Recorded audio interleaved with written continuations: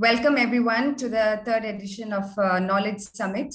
And unfortunately, we are having it virtual under the current situation, but we will soon be back next year in the on-site mode so that we can always have a nice get-together and meet in person and discuss what is to come. And so I welcome all of you on behalf of the French Institute in India and the Embassy of France in India. And the objective of the Knowledge Summit is to highlight what has been existing in the framework of Indo-French scientific cooperation, and also to find out a way forward. I'm not saying that we will have an end product by the end of this particular meeting, but I'm sure this will be the starting point to many, many more meetings. And also I would like to request to the audience, if you have a question, please put it in the chat or just raise your hand, and we will definitely let you in to ask the questions directly to the speaker. And to the speakers, what I have to say is to just stick to your time of 20 minutes and 5 minutes Q&A so that we can give a chance to everyone and have a very, very interactive session. So without further ado, I would request Dr. Srini Kaveri, who is the CNRS head, to start with, by explaining a little bit about what we are trying to do in this workshop here on One Health. Over to you, Srini. Thank you very much, Ambika. I welcome you all again to the third and last session on One Health series in our Knowledge Summit. My name is Srini Kaveri and I represent CNRS in India. As you have seen over the last 2 days, hopefully you have all seen, we have been covering a wide spectrum of topics related to One Health concept. On the first day, we discussed societal issues. Yesterday, we focused on infectious diseases and their relation to One Health. And today, we will visit different facets of One Health, from molecular and biochemical aspects of health and diseases, all the way up to biodiversity and touching upon even genetic issues, genetic diseases, and of course, not forgetting zoonotic diseases. We are looking for a very, very interesting and fruitful discussion. And do not hesitate to type away your questions in the chat box or raise your hands. And Anupama, will you introduce Dr. Shiv Sareen, or do I do it? You can go ahead and I will introduce the next speaker. Okay, yes. Good. Well, it's a pleasure to have you, Dr. Shiv Sareen. You are Vice Chancellor of the Institute of Liver and Biliary Diseases in New Delhi. And today you are going to speak to us about new biomarkers of sepsis in liver failure. Over to you, Shiv Sareen.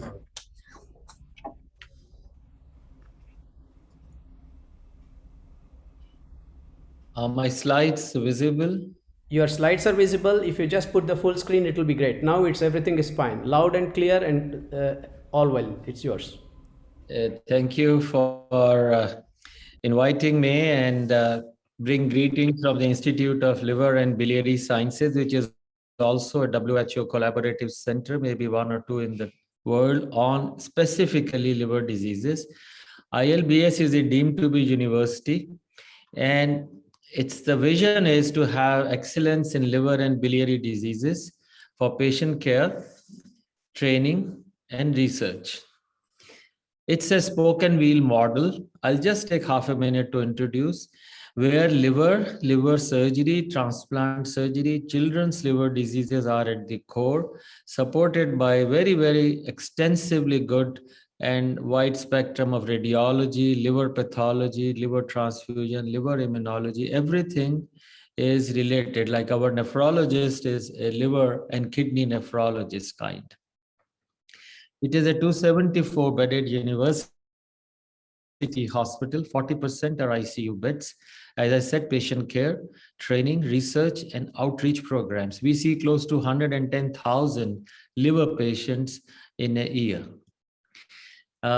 We globally have our residents reaching out, our faculty reaching out. We have some collaborations, including with INSERM, and the director INSERM visited us, I think, a few years ago. So our strengths are, as a university, we get the best brains of the students. We provide services, academics, and training and skill. And we have some good impact factor publications. Coming to sepsis, I'm sure yesterday you would have heard a lot about infectious diseases, but I thought to basically give you an idea, some of liver and being the metabolic factory, you have gone through the COVID, how all this starts. So first, biology of sepsis. This is to say that if you have a pathogen, let's say COVID, coronavirus, so what will happen? Once it enters, it will give stress, it will damage your lungs and other organs, there will be a toxicity, your tissues will go into dysfunction, and you get finally a pneumonia. At the same time, when the virus or bacteria is there, your immunity will try to stop it. Immunity will stop it. It will try to stop the stress response, damage response, and allow organs to regenerate. But all this immune can sometimes cause a tissue damage also. So if the body is able to handle it, then you are able to control. But sometimes it unable to control, you get a disease as well as organ dysfunction. So these are the stages. First, you have sensing the pathogen, then you induce your innate immunity, which we all want to increase. Then you try and do repair, or you try to remove the pathogen, then your organs regenerate. In liver and how we work on it, I'll come to it in a minute. So one more time, why sepsis develops? One was the pathogen. So one more time, pathogen causes injuries. You have inflammatory or anti-inflammatory markers. So systemic inflammation, if you can't control, inflammation continues, you get an organ failure. This causes mortality, any type of infection, 1 in 10. But if your immunity is suppressed, the pathogen has overpowered you, other infections will come up, and then there is a delayed mortality, and then you have long-term mortality. You give antibiotics, you give many things, and I'll tell you how we do new modulation of immunity. So bottom line is host responds to an infection. By resistance, you fight it, but you need good amount of ATP, you need good amount of anabolic reserve. And if you can recover your ATP, you tolerate. In cirrhosis, in a liver disease, cirrhosis is a shrunken bad liver. Your energy is depleted. You have very limited immune reserve. Why? From the stomach, in the patients with liver disease, your acid is low, so bacteria will grow. These bacteria from your intestine will go into the blood, lipopolysaccharides or your pathogens, endotoxins will go. Now liver is bad, it is scarred, so you have poor clearance of the bacteria, and with this poor clearance and high bacterial load, you have a problem. Also, your bowel is leaky. This is the strong bowel, but in liver disease patients, liver pressures are high, go from 5 millimeter to 15, and your bowel is leaky. And if you're drinking alcohol, you know what will happen. So this is called cirrhosis associated immune dysfunction. All your immune cells, neutrophils, monocytes, lymphocytes, TNB and NK cells, that is the natural killer cells, all of them are under stress and they are dysfunctional.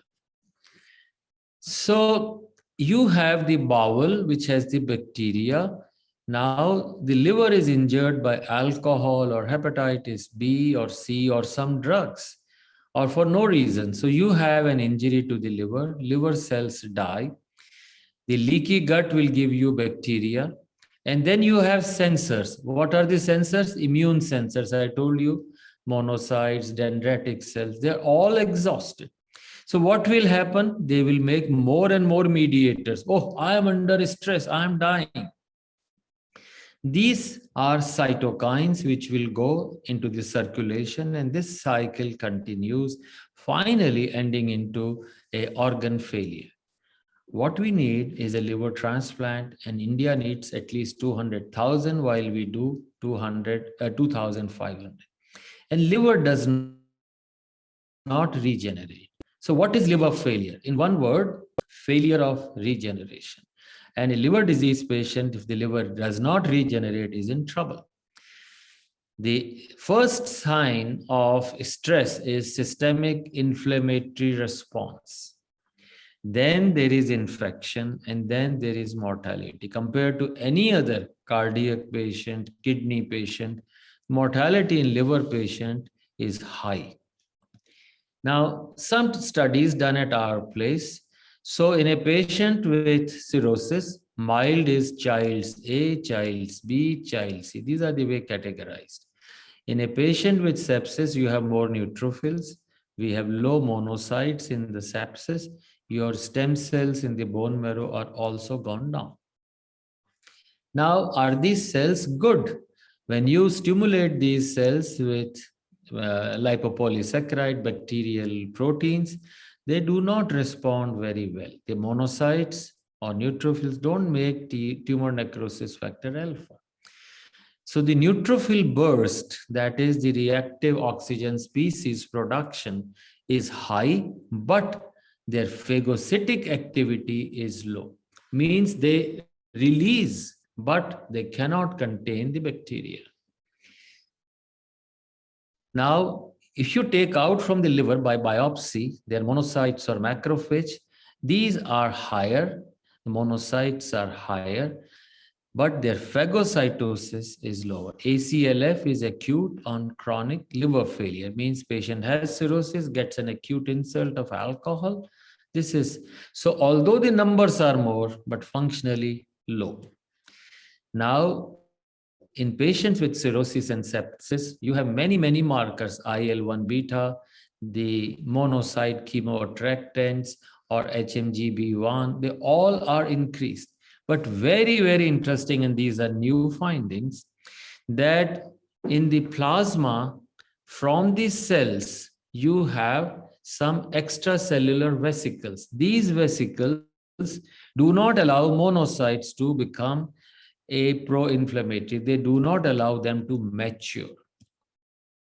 So this is to say, in a patient with cirrhosis, you have circulating extracellular vesicles, and these vesicles, if they are given to healthy monocytes, say you take a healthy person's blood, take out the monocytes and give these extracellular vesicles, these vesicles make the healthy monocytes useless.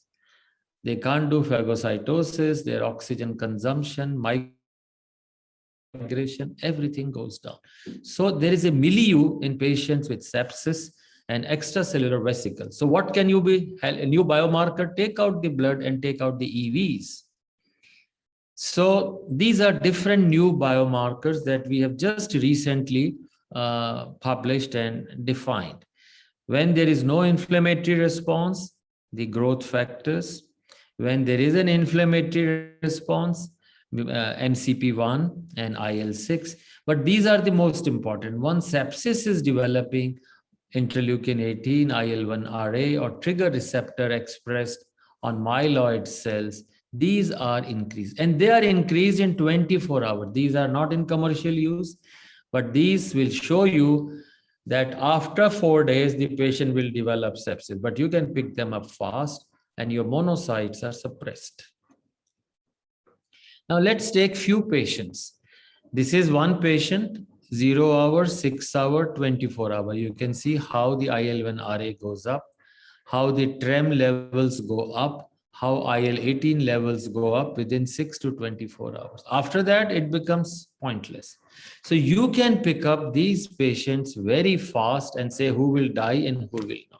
So let me summarize this initial part. Sepsis is common. Cells are reduced, not functional, and EVs of these patients, if you take it to another patient, will make the monocytes useless. And we have defined 3 new cytokines. But why all this occurs in cirrhosis? Why liver disease is unique? There is an immune paralysis, and this is a result of current or past bad liver. And these are some very interesting new data. Do cells have oxygen? Do cells work? So these are bioenergetic studies of monocytes, that is your innate immune cells. Now, I'll just take a minute. No SIRS, no inflammatory response. SIRS is the blue one and sepsis is the red one. This is the oxygen consumption rate of this cell. This is done on in a machine called Seahorse. Now you can see those who have sepsis, they have no oxygen reserve. Even their glycolysis or mitochondrial respiration, both are gone. And therefore, such patients do not produce ATP. Let's look at the 4 parameters: ATP production, basal respiration, extracellular acidification, maximal respiration. You can see that these patients have very rapid reduction in all these monocyte energy markers. But why? So this study was the first landmark study on the bone marrow in patients with liver disease. People take bone marrow for lymphoma, leukemias, but in patients who have normal liver, they have a good bone marrow. So they make sympathetic neurons, make the cycles go on. You have hematopoietic cells, you have all types. I'll show in a minute. All these types of cells are there. But as the liver disease goes up, there is a stressed bone marrow. Finally, there is no bone marrow. So bone marrow is suppressed. So can you do anybody who has a low hemoglobin, low white cell count and anemia in cirrhosis, can you do anything? No. This bone marrow is finished. He has no reserve. This is to show you as the liver disease severity goes up, their bone marrow reserves, CD34, which makes your new blood. All other types of cells go down as liver disease progresses. So bottom line is change the marrow. We are working on it. When you have a patient with liver failure, their growth factors, they all come out from the bone marrow. So in a decompensated advanced liver disease, the macrophage, colony stimulating factor, granulocyte, which makes your white cells, the GCSF, which makes your white cells, all of them are depressed. To summarize, the liver as well as the bone marrow, macrophage, innate immune population is reduced. They have respiratory problems, mitochondrial dysfunction. Liver injury and failure precedes the immunoparesis. So if you can make immunoparesis reverse, you need to make liver better, which is not easy. So we have to do something on this. And the spare respiratory reserve capacity of monocyte determines outcomes in ICU. So now if a patient comes to our ICU, we will send the blood, put that on Seahorse. In 6 hours, you know, monocytes are no good. This patient rapidly needs a liver transplant. Can we restore immunoparesis? Can these cells which are already dead, non-functional, exhausted? Yes. So you have, when a patient comes, 7 days time normally. After 7 days, you can't do anything. This is the golden window. After that, patient will need a liver transplant.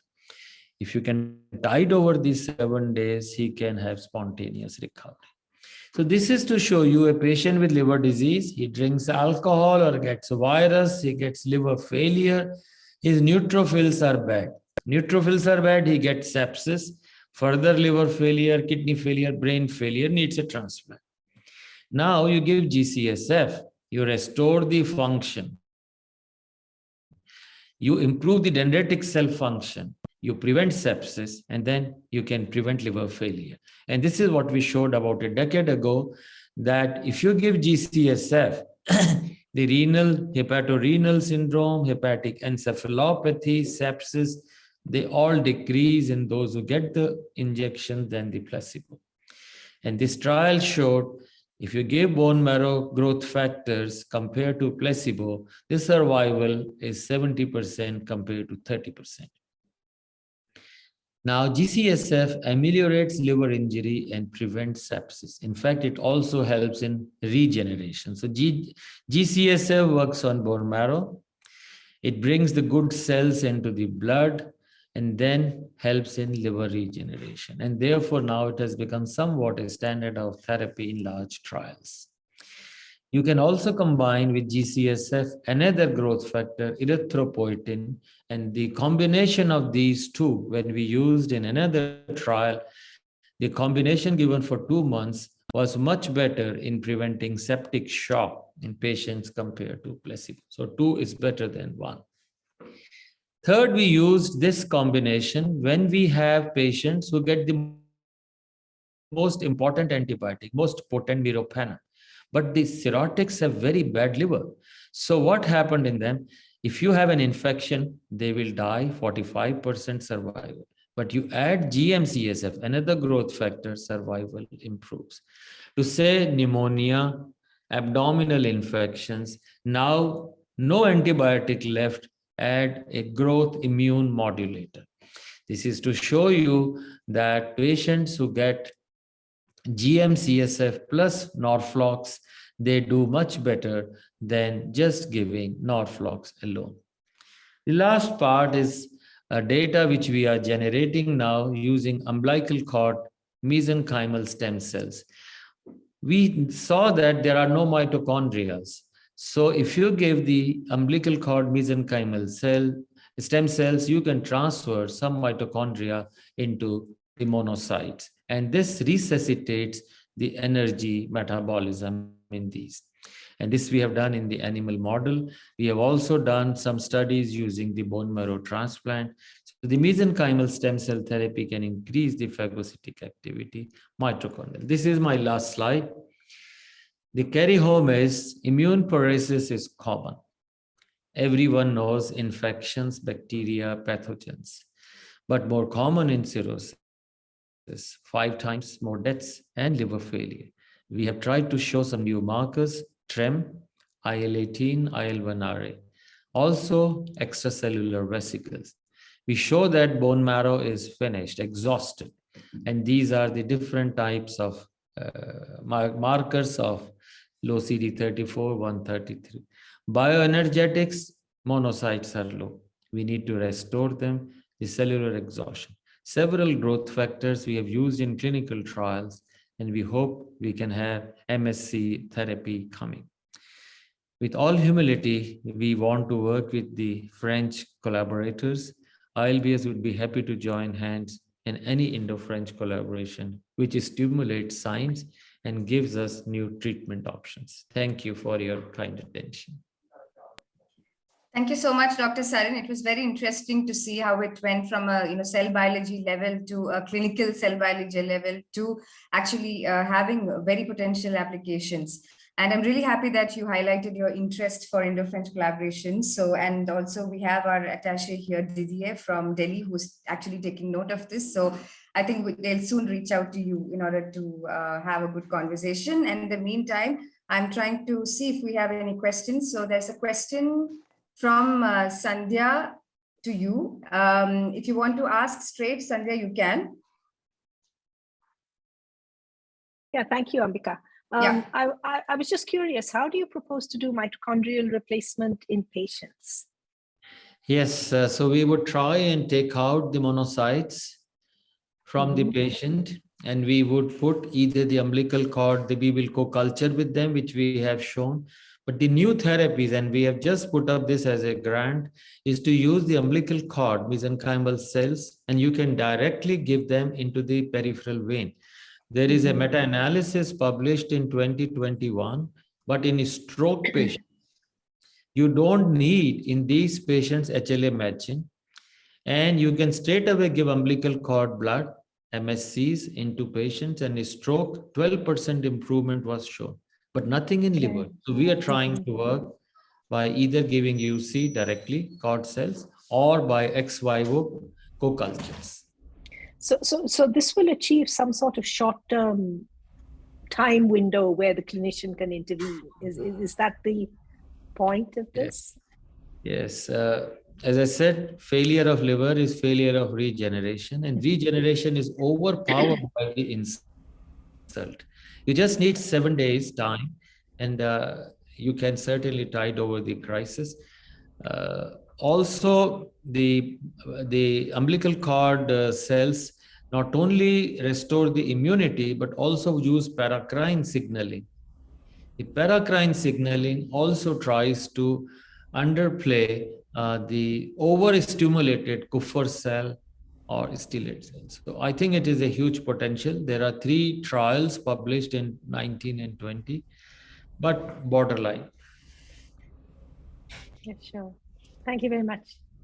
Okay, so since we don't have much time left, so thank you, Dr. Sareen, and over to you, Srini.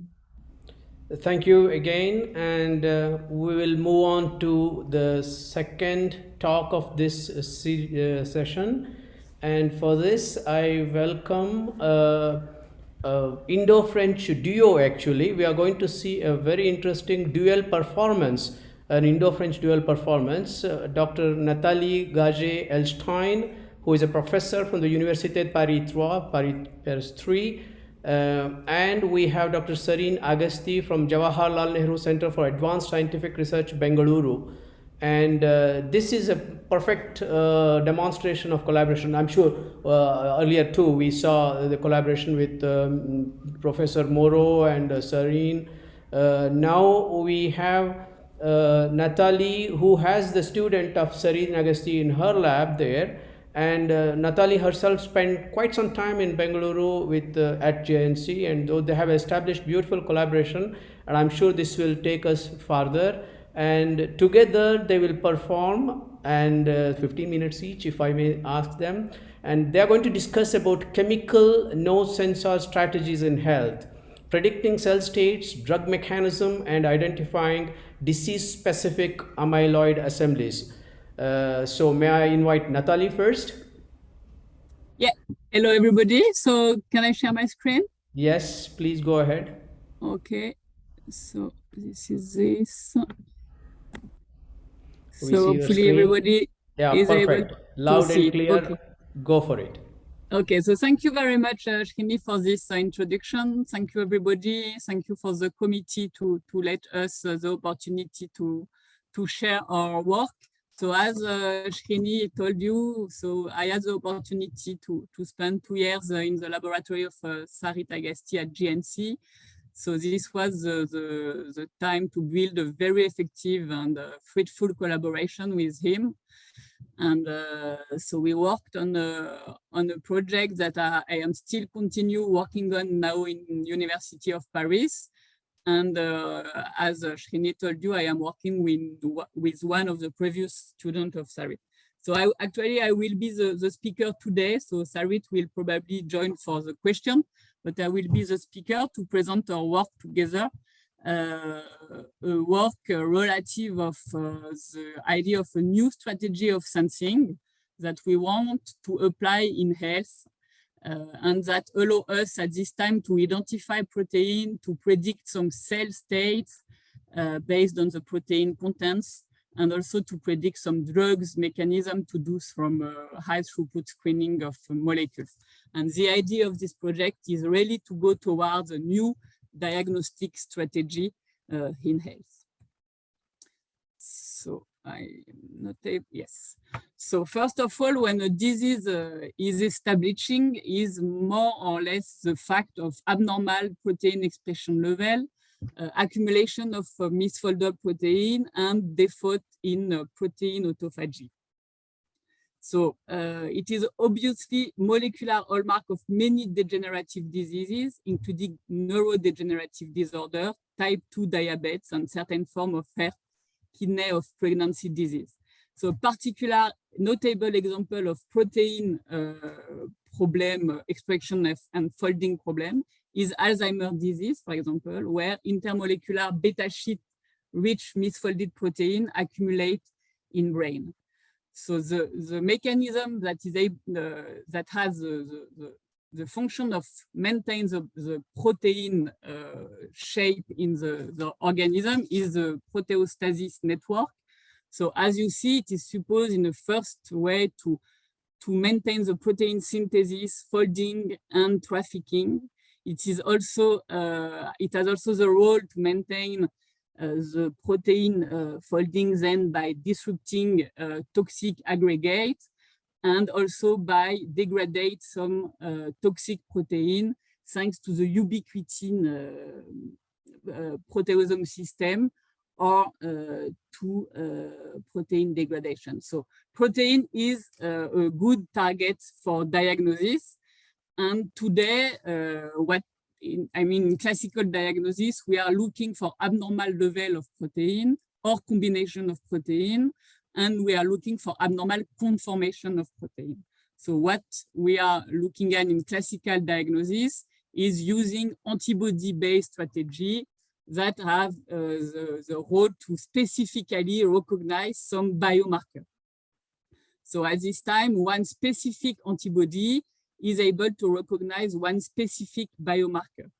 So techniques such as histopathology, bioimaging, ELISA or SPR are used for the recognition, and it is actually a specific method. So it means that one specific antibody will recognize one specific biomarker, and it will give us an answer about is this biomarker present in the biofluids, and what is the amount of the biomarker in the biofluid.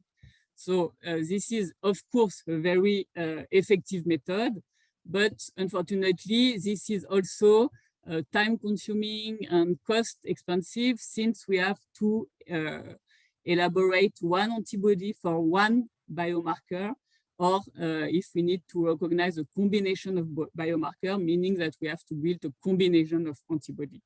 And also, in some cases, particularly in some heterogeneous and complex diseases, we are not able to have a very good biomarker or combination of biomarker that will give a good diagnosis response. So that's why what we propose to do is to use the chemical nose strategy. So what is behind this word? Actually, chemical nose is because what this strategy is mimicking the olfactory system, human olfactory system. So very quickly, how it works.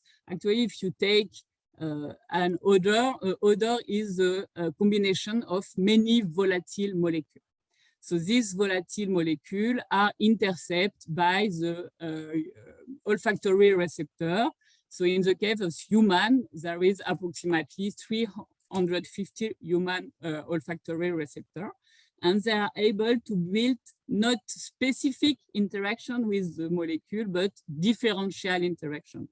We can say also selective interaction, meaning that all the odor are susceptible to make interaction more or less strong with the receptor. And the transduction of the signal is done by electric signal, and the strength of the electric signal depends on the strength of the interaction with the volatile molecule. Then the brain is here to process the signal, and after a phase of memory formation, the brain is able to recognize the odor. So with only 350 receptors, the brain is able to recognize more than 100,000 odors. So the idea of chemical nose strategy actually is to mimic this system. So how we want to do that? So we need to do this receptor array, so this sensor array. So we won't do 350 receptors, but we will build many receptors that are not specific to one target, but they are a differential interaction with the target, meaning that they are all able to interact more or less with the target we are looking at. So after the recognition step, we can have the transduction step, meaning that as soon as the binding event happens, we want something on the sensor array that are able to transduce the interaction. And it means that we will have fingerprints. So if each analyte will be represented by a fingerprint, high dimensional fingerprint, that are specific this time to the analyte. With only naked eyes, we are not able always to recognize the fingerprints. So we need a process step that will reduce the dimension of the fingerprint into smaller and simpler vector to allow a classification in 2 or 3 dimensions. So this strategy is a hypothesis-free strategy, since we are not looking for one specific biomarker. And so this is more a selective or cross-reactive or differential sensing. So this is the word that you will heard when we speak about chemical nose. So in terms of chemistry, so because chemists are at the beginning of the story, they need to build the sensor array. So how they will do, we need 2 elements, 2 parts to build the sensor array. The first part is a recognition element that will have this capacity of interacting with the analyte. And the second part is the transduction element. We will have the ability to transduce the interaction. So recognition element has to be something, I will say, complex. It means that it has to be pan-selective recognition feature, meaning that if an analyte is interacting with the recognition element, it has to have many kinds of interaction to have the maximum specific sensitivity for the interaction. So for example, nanomaterials, microcycles of polymer have been used as recognition elements since, for example, for macrocycles, since they have a hydrophobic cavity, but also external properties, electrostatic or dipolar interactions, they are able to build different types of interaction with the analyte. Same with nanomaterials, they can have different size, they can have different type of surface covering, and also it will offer the opportunity to have different kind of interaction with the analyte. In terms of transduction element, so it has to transduce the binding event. It has to give the opportunity to assess the microenvironment of the binding site. And we can have transduction element with colorimetric dyes, fluorimetric dyes, or also electrochemical or Cirrhosis signal. So joined to this dual system, we need also very powerful statistical data analysis method to reduce the dimension of the fingerprint. So in terms of the state of the art, we can see many systems actually in the literature. So I put few of them here, just for you to have an idea of what kind of system, I mean, there is now are classically found in the literature. So first system, for example, is this nanoparticle, which can be covered with different type of ligand. And this nanoparticle is able to interact with the transduction element, which is here a fluorescent protein, so particularly the green fluorescent protein. When this positively gold nanoparticle is interacting with the negatively fluorescent protein, fluorescence is quenched. So this is the sensor array. So depending on the surface of the gold nanoparticle, we can have different type of receptor. In presence of analyte, green fluorescence protein will be displaced and fluorescence will be recovered.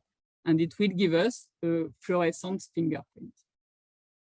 So if you exchange the green fluorescent protein by a fluorescent polymer, which is less expensive and maybe easier to obtain, we can have a second system, again with a nanoparticle with different surface coverage and with the fluorescent polymer as a transduction element.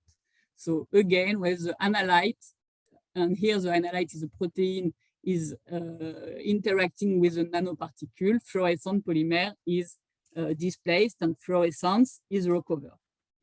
A third system, which is a little bit more elaborated than the two first ones, this time is actually the possibility to have multicolor sensing array. Because instead of using only one color of green fluorescent protein or fluorescent polymer, we will use many fluorescent protein that will interact with the gold nanoparticle. So this fluorescent protein give us, in this case, three colors, are able to interact with the gold nanoparticle. And again, when the analyte is interacting with the particle, fluorescence is recovered and fingerprint at three different colors is obtained. So now we have, again, two different systems. One system is based not on nanoparticles this time, but on microcycles. So different type of microcycles are used with different characteristics. So they can have anionic charge or cationic charge. Size of the cavity can be also different. And actually, these microcycles are able to incorporate this type of fluorophore. And actually, these fluorophores are also the properties to interact with J quadruplex ligand. So in presence of different type of DNA structure and different type of J quadruplex structure, the interaction of this molecule will be different, and the fluorescence of this molecule will be different when they are encapsulated in the microcycle, when they are interacting with the J quadruplex. And it will also give us a strategy to discriminate different type of DNA structure. And the last paper, or at least system that I want to present in the case of state of the art, is this paper of Rotello from the US, where I use a fluorescent polymer with different type of fluorophore. And again, this polymer has the opportunity to build different type of interaction with the analyte. And in presence of different analytes, fluorophore will have different kind of fluorescence.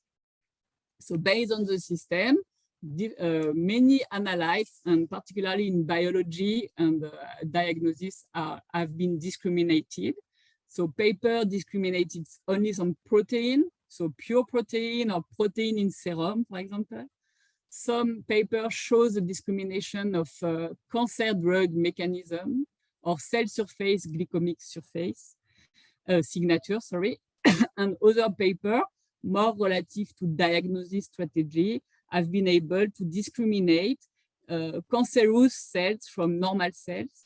Also have been able to diagnose serum of patient positive to liver fibrosis and patient health, and also to discriminate J quadruplex structure. So what I want to show you now is a system that we have built at JNCSR with Dr. Agasti. So this is the first system on which we worked on. So this system is based on gold nanoparticle.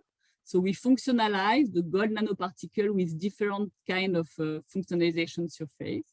And we use this time the feature of DNA simple strand conjugated to a fluorophore. Actually, the idea is to use a negatively charged single-strand DNA interacting with a positively charged cationic gold nanoparticle, and to use also the fact that the fluorescence is quenched when the fluorophore is approaching the gold nanoparticle.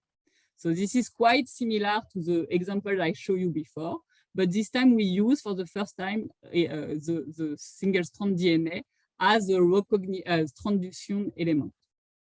So this system, if you use different type of surface functionalization, is able to discriminate protein or analyte in with the same mechanism, meaning that when analyte is approaching the gold nanoparticle, the small strand DNA is disrupted from the complex is disrupted and fluorescence is recovering. And we will obtain this kind of fingerprint. And what we did also is we built a multi-channel sensor where this time, instead of using different kind of gold nanoparticle functionalization, we use only one gold nanoparticle with different size of DNA. So this different size of DNA offers the opportunity to modulate the interaction of the transduction element with the gold nanoparticle, and then to modulate the interaction of the competitive interaction of the analyte with the system. So very quickly, in terms of chemistry, so this is basically the surface chemistry that we use for the gold nanoparticle. So changing the size, the length, and the polarity, hydrophobicity of the surface. And this is basically also the DNA strands that we used for the interaction with the gold nanoparticle. Changing the size, actually, of the nanoparticle is changing the interaction properties. So we can see here that when we add fluorescent DNA on the gold nanoparticle, we see a fluorescence quenching depending on the size of the DNA. And this experiment allows us to obtain the binding constant of the DNA with the nanoparticle and show that we have diversity in the binding constant depending on the DNA that we use. So in terms of application, what I've been able to do with this system, first of all, we did classical protein sensing. So we use a kit of protein in pure PBS. And we have been shown that using one nanoparticle with different size of DNA, fluorescent DNA, we have been able to obtain a specific fingerprint for each protein. And this fingerprint, after LDA, so linear discrimination analysis, have been transformed to a two-dimensional cluster graph plot, where we see that each protein is basically very different from the other. We use also this strategy to discriminate different types of cells based on their protein content. So we extract the protein content of different types of cells. So we use HeLa cells, breast cancer cells, MDA cells, which is also cancerous cells, and HEK293 cells that are non-cancerous cells. And again, based on the fingerprint, we see that we are able to discriminate these cancer cells. So meaning that we are able to discriminate cancerous cells from non-cancerous cells, but also different types of cancerous cells.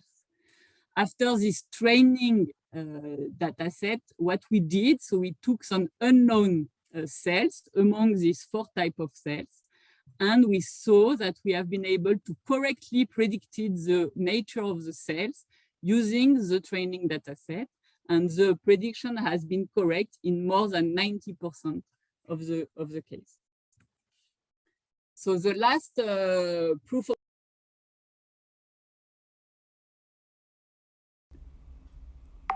You went mute, Nathalie. Yeah, is it okay now?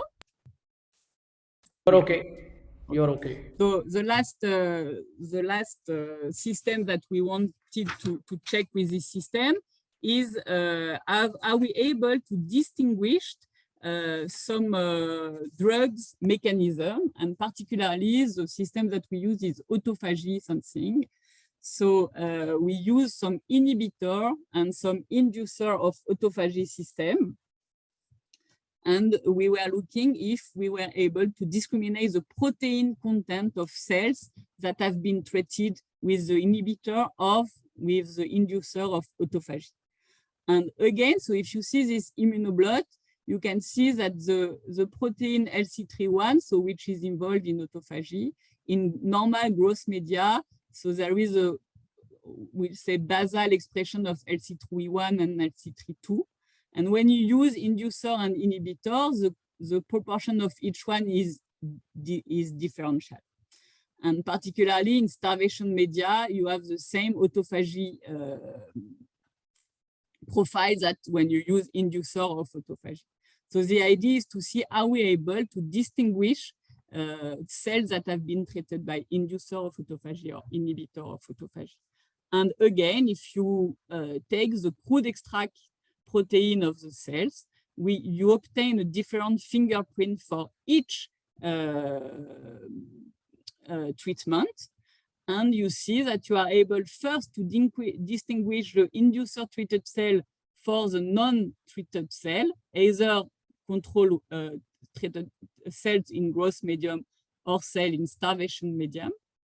And if you now take cells that have been treated with inducer or with inhibitor, you see that you are able to discriminate these cells either treated with inhibitor or with inducer. So this is a proof of concept that this strategy can be used for high throughput screening of drugs, of molecules in a particular application. I'm not able to pass my last slide. Yes. Okay, so to finish this this talk was what I want to say is, so say that the proof of concept of chemical nose sensing have been done by many teams on many systems, so many chemical systems, and with many artificial applications, I will say. So we have, it has been shown that this is a highly versatile system that is able to discriminate many types of analytes, many types of situations. Particularly in the case of proteostasis sensing, it has been shown that the system is able to discriminate protein, so pure protein, protein in serum, protein extract of cells, either cancerous cells or non-cancerous cells, either cells treated with a particular molecule. But so the next question is it able now, can we discriminate, for example, folding state of protein?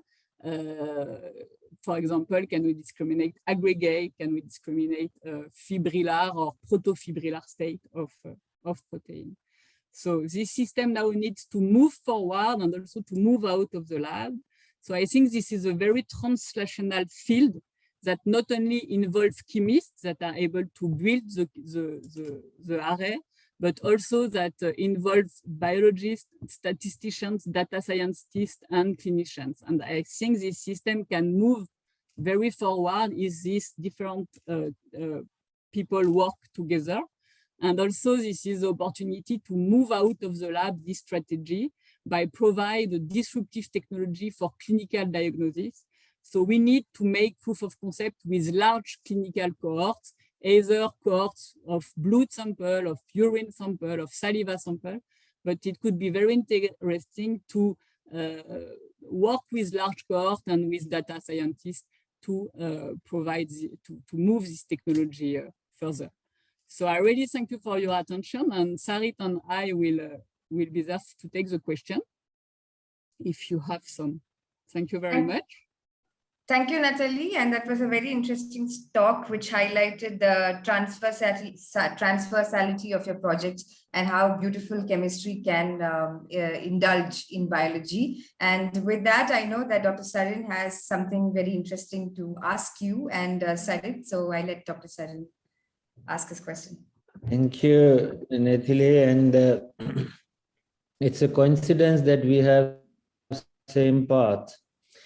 We are working to find out in the breath the types of proteins that the patient with liver failure exhales. So we take an R tube, we get the breath out from the patient and precipitate all the proteins. And then we do a complete proteomics. And as I remember, the first set of experiments showed about 1100 some 30 odd proteins in the breath. I'll come to my question, and I need your help and maybe collaboration. The problem is the breath intake and the breath which goes out gets mixed when the patient exhales. We're not sure the proteins which go in and the proteins which get mixed and they come out. So the first question is, can we identify in your chemical nose the host proteins which are generated? Two, you have also shown, and using gold nanoparticles, which very good delivery system, that using gold nanoparticles, are you able to localize the proteins which will adhere to these nanoparticles? You know, do we know that which of the proteins can adhere to several of these nanoparticles? So we can remove them just by applying something in the nose. And third, I would be interested to know, we don't have time, is the hepatic fibrosis, which you said. Well, it cheers me up. So thank you. Natalie, you want to take this, or? You can take it if you want, then we can. Yeah, so I think very nice question. And but it's also very advanced line of question. So definitely a challenge is more at the advanced level, which we have still not reached. So the two things I think we can possibly do. One is definitely we would be able to distinguish between patients with disease from their breath versus normal patients. I think that can be fingerprinted based on some of these nanoparticle sensor array, where you really do not need to probably go into details of or could actually provide an initial screening mechanism for seeing that the patients are into this stage, so more analysis would be required. So that can be easily done, I think, something like this approach. And the second, to isolating the proteins which adhere to the nanoparticle, I think that's a very interesting question, and also would be possible, but definitely based on, I think, the easiest way would be to go about something like an magnetic nanoparticles, because that could be easily isolated from kind of solutions or so. And the property in terms of what you would like to isolate, I think we can definitely design nanoparticles towards making more kind of binding towards molecules of different nature. So we kind of can have an selectivity towards a range of proteins. Like, we can select something which is a bit specific towards the BSA if we want to remove or things like that. Sorry, not BSA, serum proteins and things like that.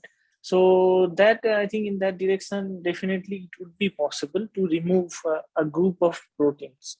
And then the rest of the things can probably go for direct analysis in the proteomics and mass spec or other strategies. Right, Natalie, you have something to add? No, it's fine. Okay. Does that make sense? Right. Yeah. Yes, I think we can discuss it in some time also later off screen, and I hope Dr. Sarin will have a good collaboration coming your way. And with that, Sure, I leave it to Srini. Srini, Thank you. Thank you very much, Natali and Sarit, for this exciting talk. Really interesting, because this also reminded me two things very quickly. One is the danger associated molecular patterns or pathogen associated molecular patterns that are recognized by the toll-like receptors in the immune system, and that reminded me of that system, but we'll not go into that. I'll not draw your attention away from your work. It also reminded me very interestingly of a discussion that I had with Professor Rudra Pratap of SENSE, the nanoscience person, in Indian Institute of Science, who is now the Vice Chancellor of Plaksha University, when he was discussing about the possibility of mass spec analysis of breath in pranayama during the yoga exercises, and how we could analyze the benefits of pranayama using this approach. And that brings me a smooth transition from your talk over to the next talk, because next we have Dr. Abhay Bang, who is a social activist and a researcher, and he has done very interesting studies also on Ayurveda, I'm sure, and now presently he is the director of search in Gadchiroli in Maharashtra. And Dr. Abhay Bang will now discuss his topic, which is reducing the use of alcohol and tobacco in population, a new integrated strategy, also called Mukti Path. Over to you, Dr. Abhay Bang. Thank you very much. I'm so pleased to be able to participate in this knowledge summit. The participants must excuse me for two things. One is my atrocious looking glasses, which is not what I usually wear, but 2 days ago I underwent cataract surgery, so this is merely a protective glass.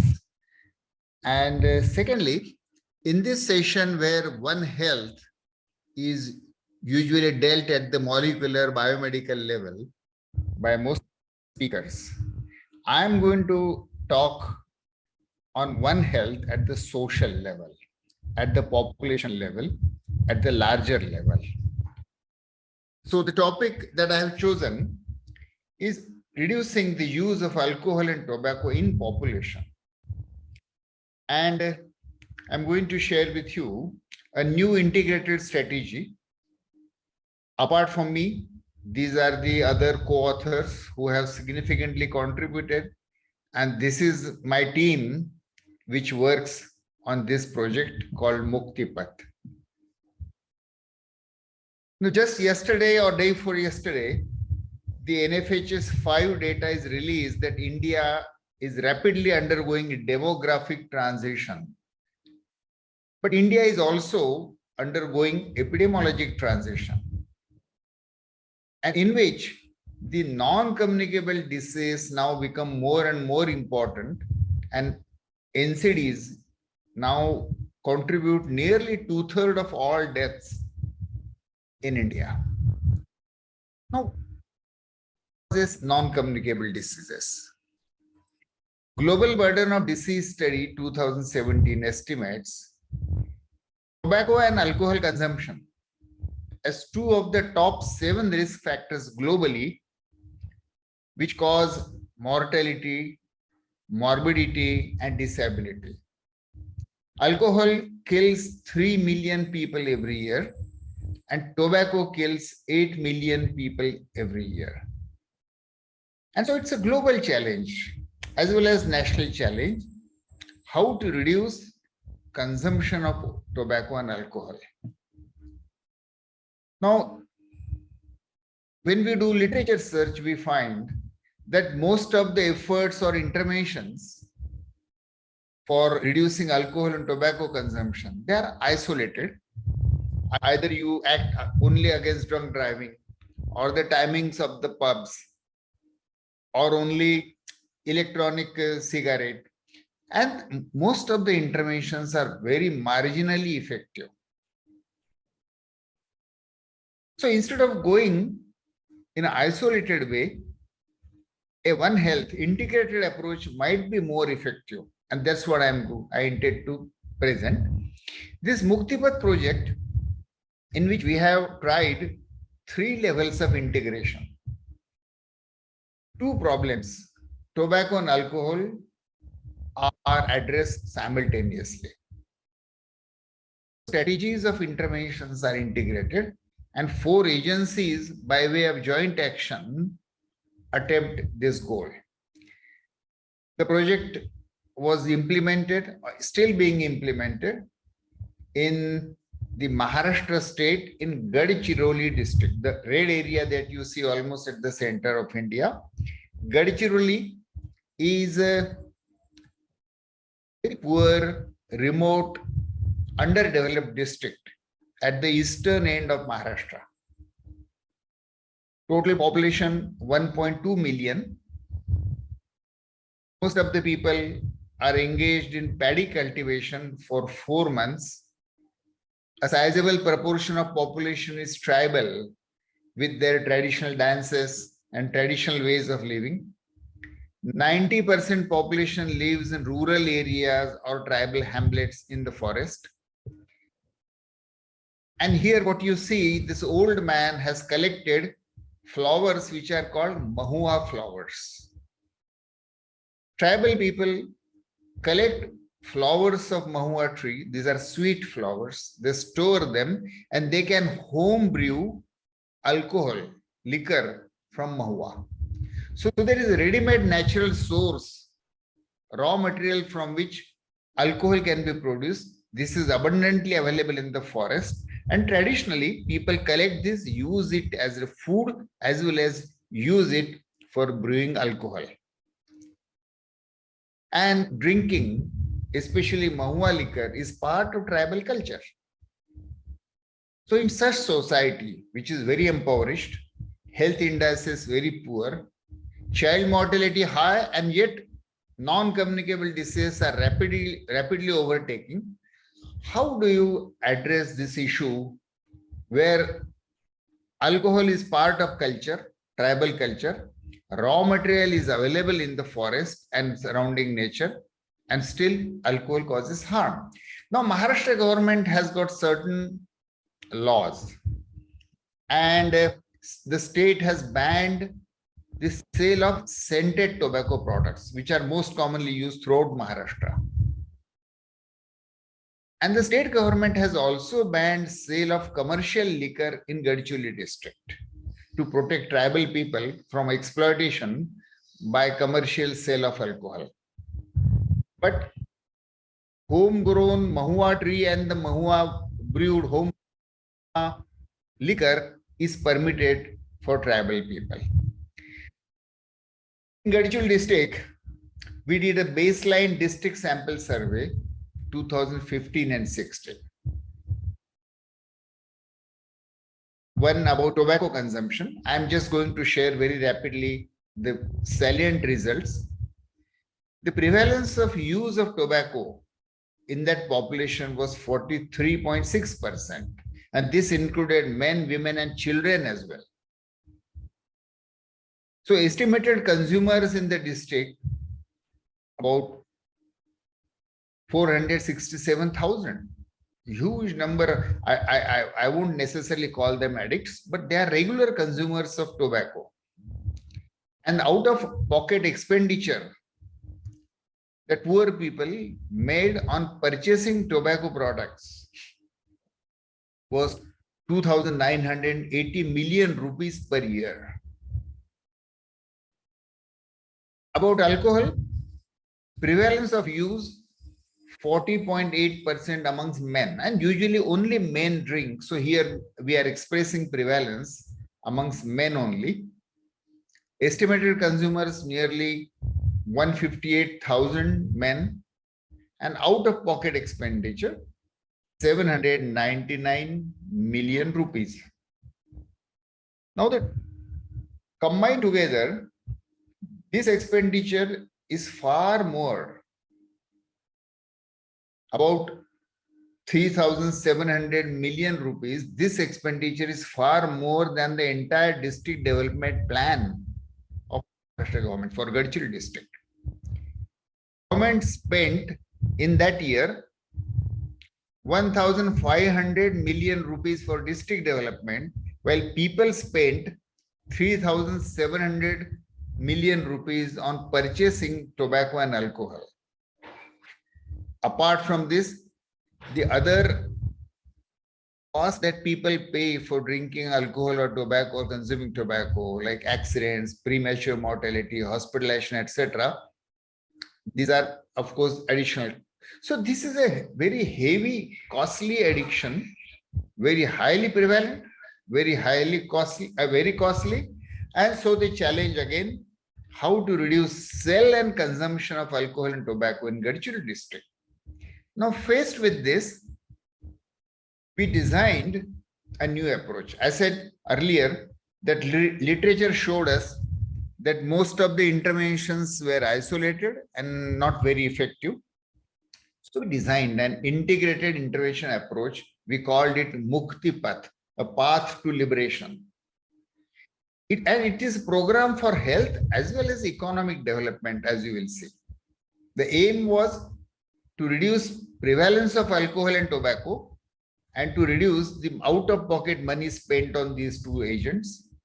The strategy, integrated strategy, has got 4 strategies within it: demand generation, supply reduction. Demand reduction, supply reduction. Under demand reduction, mass awareness, so that people become aware and don't consume these products, and de-addiction of those who are addict. Under supply reduction, community action to reduce the supply of these 2 substances in the village, and ban enforcement.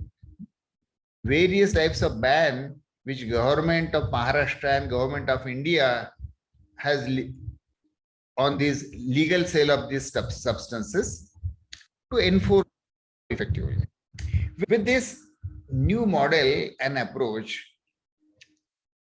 I approached the then Chief Minister of the state, Mr. Devendra Fadnavis, showed him the results of the baseline survey and need for a new approach to control tobacco and alcohol in Gadchiroli population. I must say he was a very enthusiastic and visionary politician who welcomed this approach. Usually alcohol tobacco control is not a very popular political demand, and he promised complete support for this new approach that we were proposing. And this new approach was decided to be introduced in the entire Gadchiroli district with the collaboration of 4 agencies: Search, that is my organization, Government of Maharashtra, people of Gadchiroli, and I'll come to that, what do we mean by people of Gadchiroli, and the Tata Trust as the donor. And this kind of structure was envisioned, in which village level, you can see village level organization, the Gram Panchayat committees, Taluka committees, district committee with collector, district magistrate, and district health officer as the head. And at the state level, a task force was created, which was chaired by the Chief Minister himself, and I was the advisor. With this kind of structure, going up to each village, we introduced 4 strategies. First strategy, awareness generation against tobacco and alcohol. And through various mass health education communication programs, attempt was made so that people, especially children as well as adults and women, understand the ill effects and how to get rid of these. Enforcement of government policies and regulations. And these are the rules and regulations which were attempted to be enforced more vigorously. Sometimes help of local police stations had to be taken. Here in this photograph, you see women and youth from one village have approached the police station with the request that the illegal sale in their village should be stopped. Now, often, because sometimes police get commission from the illegal sellers, they may or may not cooperate. We adopted a strategy in which women from villages went and tied Rakhi to police jawans. Now, the single jawans living in the forest, and when women come and tie Rakhi, an emotional bond is developed between village women and police force. And the same women, when they went to police station later on with the request to stop illegal sale of alcohol, police had now emotional reason also to support women. The third strategy was community vigilance. No police force, no state government can monitor or stop illicit alcohol or tobacco in 1,500 villages, 365 days, 24 hours. And so, a society where village community is still strong, we mobilize the villages, Gram Sabhas, village organization in several villages, to themselves resolve to quit or stop alcohol and tobacco sale. And Gram Sabhas were organized in nearly 1,300 villages. There are 1,500 villages in the district. Gram Sabhas were organized, resolutions were passed.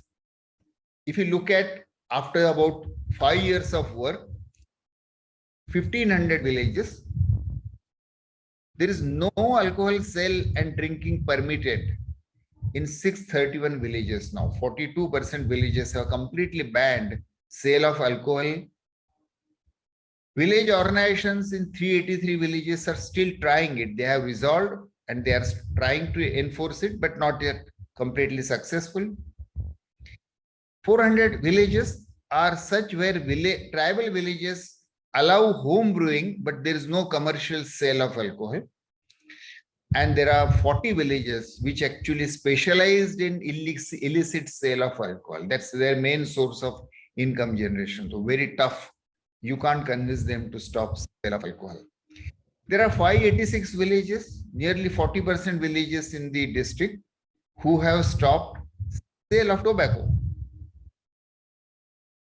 Status of community action at present, when women get organized, when communities get organized, and especially against alcohol, village women are very passionate because a sizable proportion of their income is drained by drinking by men, plus women have to suffer beating at home. So women are the main force to fight against village level alcohol. The fourth strategy is de-addiction. Those who are addicted, and this strategy we have employed only against alcohol because nicotine de-addiction was not very feasible for us. Number of nicotine addict was too large and there is no very effective therapy. So we focus primarily on de-addiction against alcohol. Started 13 taluka clinics one per each taluka and one in search. So in taluka clinics, weekly clinics for de-addiction counseling. And because the addicts live in villages, it is difficult to convince them to come and seek care in the taluka clinic. So we started organizing community level de-addiction camps, and 292 camps have been organized in villages. This is how the addicts in the village, one day camp in which group sessions and individual counseling. What is the impact of those 4 strategies? At the end of 5 years of this integrated strategy, look at the impact. Impact is measured by conducting annual district sample survey every year. So we have now results of 5. Baseline was in 15 and 16, and subsequently 5 years annual district sample survey. Now about alcohol, the prevalence. One goal is to reduce the prevalence of alcohol consumption by men. And when I say prevalence, which means men who consumed alcohol any time in past 12 months, even a single consumption in past 12 months would be counted here. So while the baseline 2015 was nearly 41%, over a period of 5 years, the prevalence has come down to 25% of men. So total reduction by nearly 39% reduction in the prevalence of alcohol drinking among men.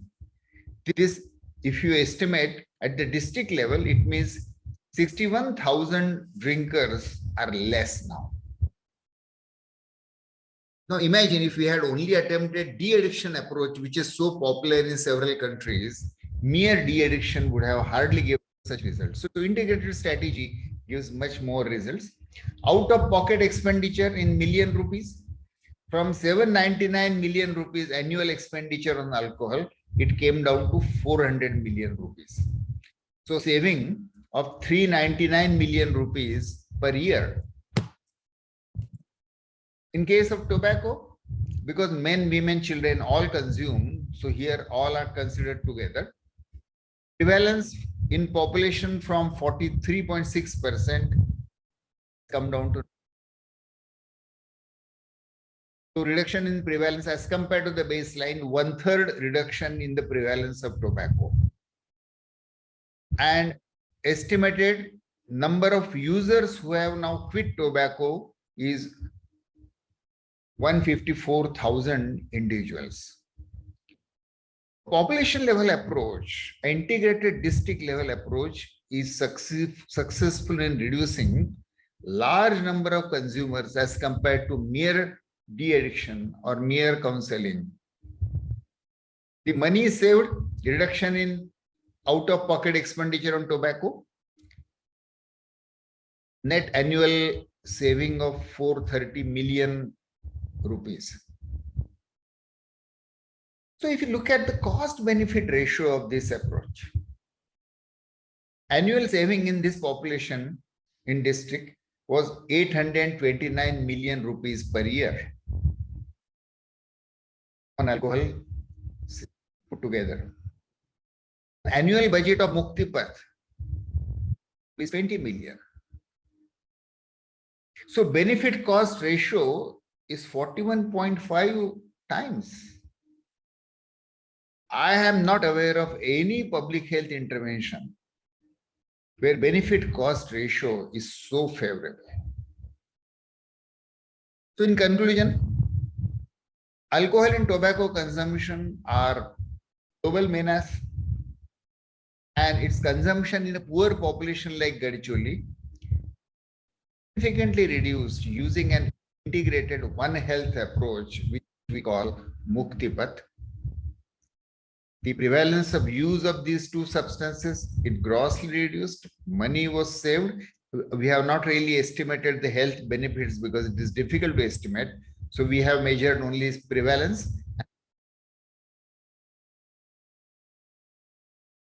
Dr. Abhay Bang, we are not hearing you. Okay, good. It's okay, it's okay. Yeah. Now, the potential areas of collaboration. Alcohol and tobacco are global problems. They are common to India as well as France. Ban or prohibition is not a very popular strategy in the West. Yet there are common challenges.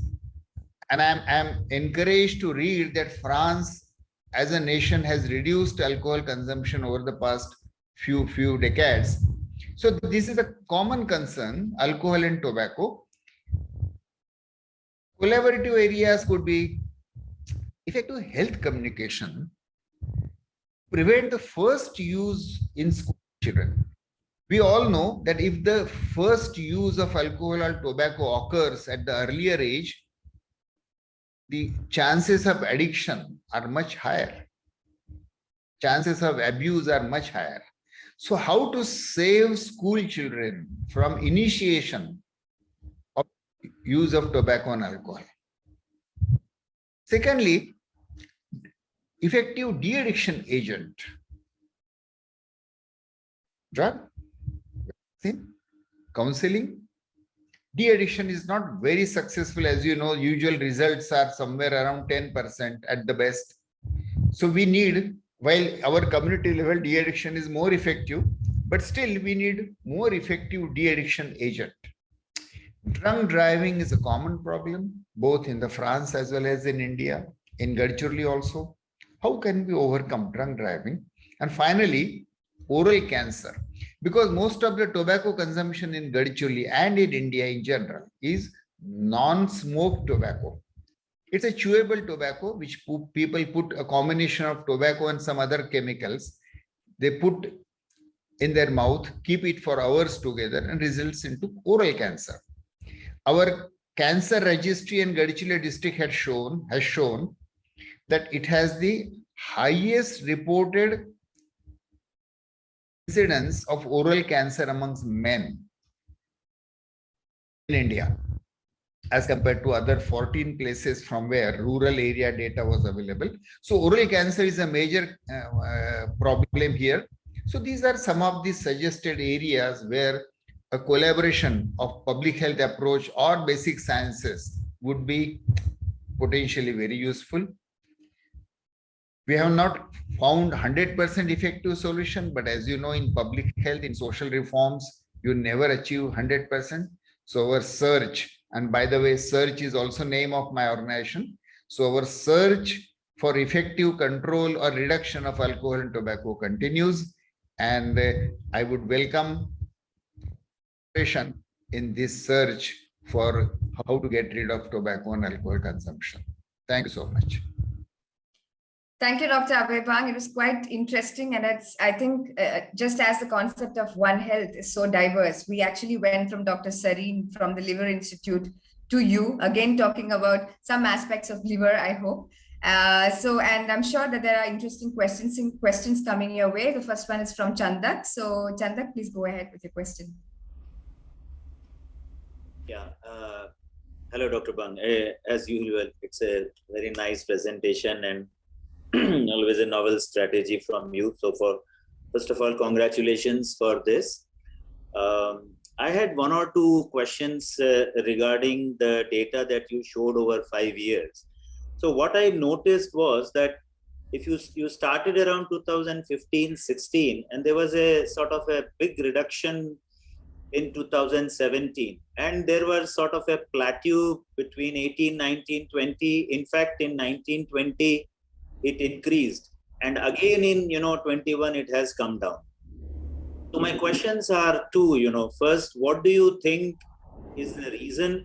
Because as I would understand, in all these advocacy kind of approaches, there is always an initial excitement, both at the the person who is interested and the person who are supposed to be controlled. And second is that in this year, the decline that has happened, do you think that's an effect of earlier communication, or is that the communication continues with same intensity every time?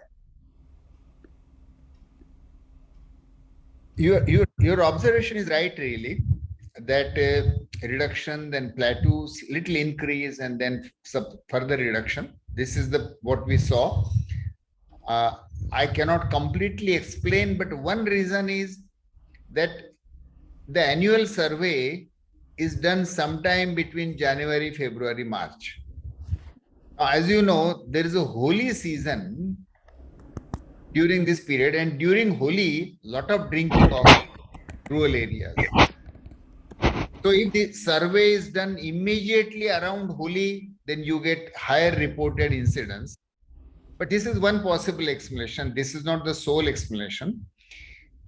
Whenever you introduce a new intervention, you initially get some response. Then plateauing is the normal in most of the public health interventions. So I'm not very surprised at plateauing.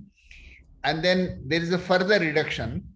So the fluctuation that you see in annual prevalence, most likely it is in effect of when was the survey actually conducted in relation to the local season. Just, I mean, the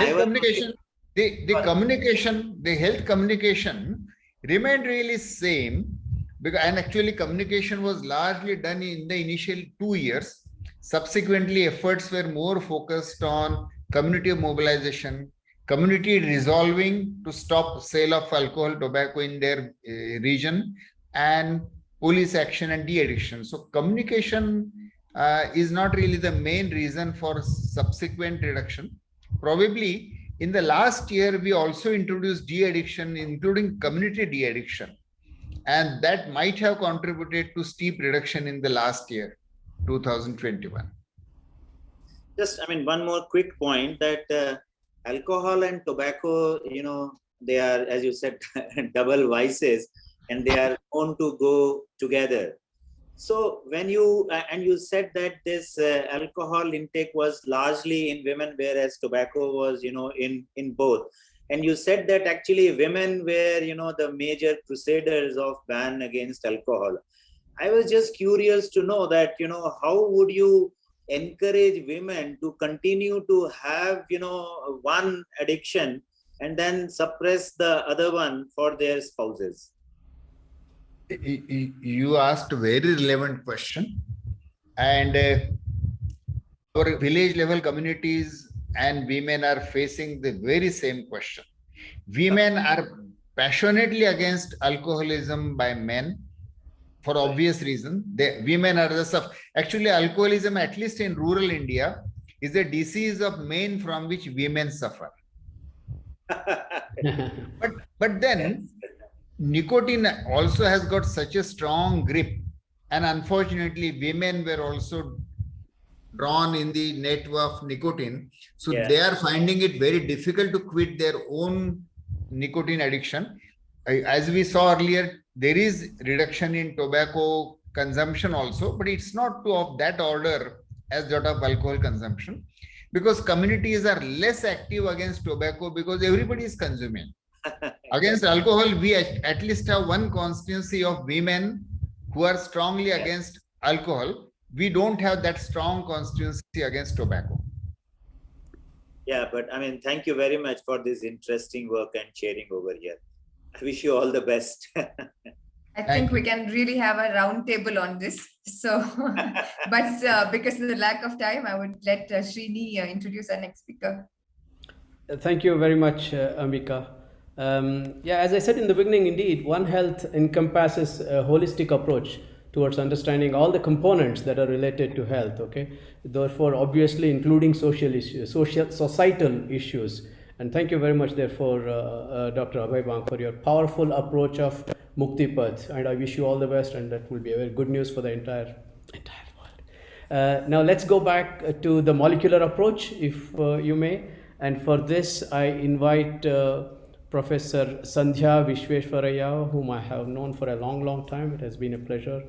And I invite, Sandhya is a professor and chairperson of the Department of Molecular Reproduction, Development and Genetics at the Indian Institute of Science, Bengaluru. And Sandhya will be talking about the role of cyclic GMP in gut physiology, relevance to diarrheal diseases. Thank you very much, Sandhya.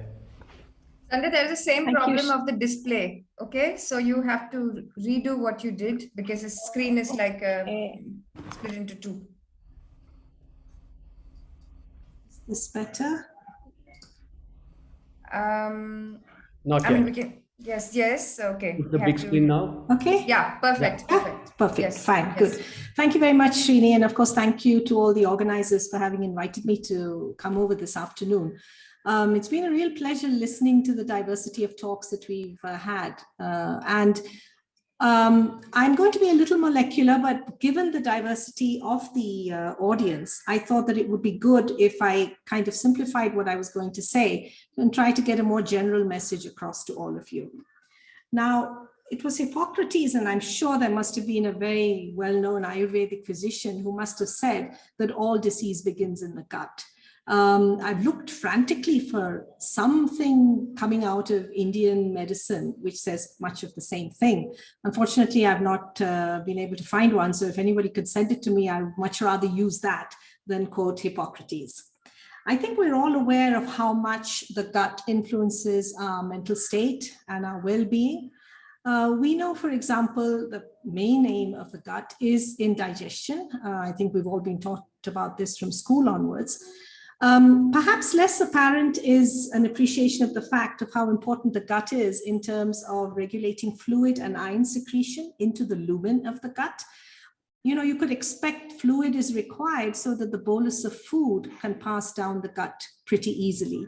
And ion secretion is done in order to maintain the osmotic balance across the epithelial cells lining the gut. Very interesting aspect of the gut, which is perhaps not appreciated, is it is an extremely rapidly proliferating tissue. And we know that the entire intestinal epithelial lining of our gut regenerates once in 4 days. This happens to be perhaps the most rapidly proliferating tissue, or one of the most rapidly proliferating tissue in the human body. And therefore, there must be a very exquisite control in terms of being able to contain this proliferation so that it doesn't go overboard and cause tumors. Of great excitement, of course, in the last decade or so has been an understanding of the microbiome. And this is the entire panoply of organisms that live within our gut, trillions of them, far outnumbering the cells of our body. And we now are appreciating how critical they are in terms of bringing about normal physiology, not just in the gut, but also in the entire organism. And this is best exemplified by our appreciation of how the gastrointestinal tract affects mood. I'm certain that all of us, after a very nice Indian meal or a French meal, go home and feel extremely content and happy. And this is because of signals being sent from the gut to the enteric nervous system, which now go on to regulate the way we feel and our mood at the brain level. Now, unfortunately, diarrheal disease is an extremely prevalent disorder causing illness and death amongst children younger than 5 years in low-income countries, which include sub-Saharan Africa as well as India, of course. It's extremely important to realize that almost 10% of child deaths result from diarrheal disease during the first 5 years of life.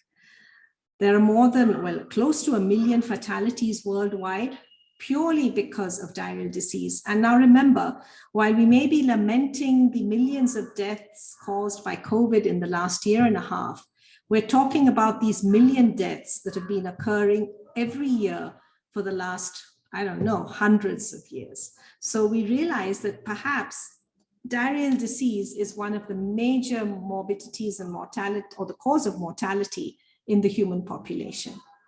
Now, of course, much of diarrheal diseases can be controlled by good environment, clean drinking water. There are 5 pathogens that have been shown to contribute to diarrheal disease in the human population. Rotavirus, which usually affects very young children up to about 1 year old. Shigella, certain strains of enterotoxigenic E. coli, which produce toxins called stable toxins. These are the STETEC, and various other organisms like Cryptosporidium and enteropathogenic E. coli.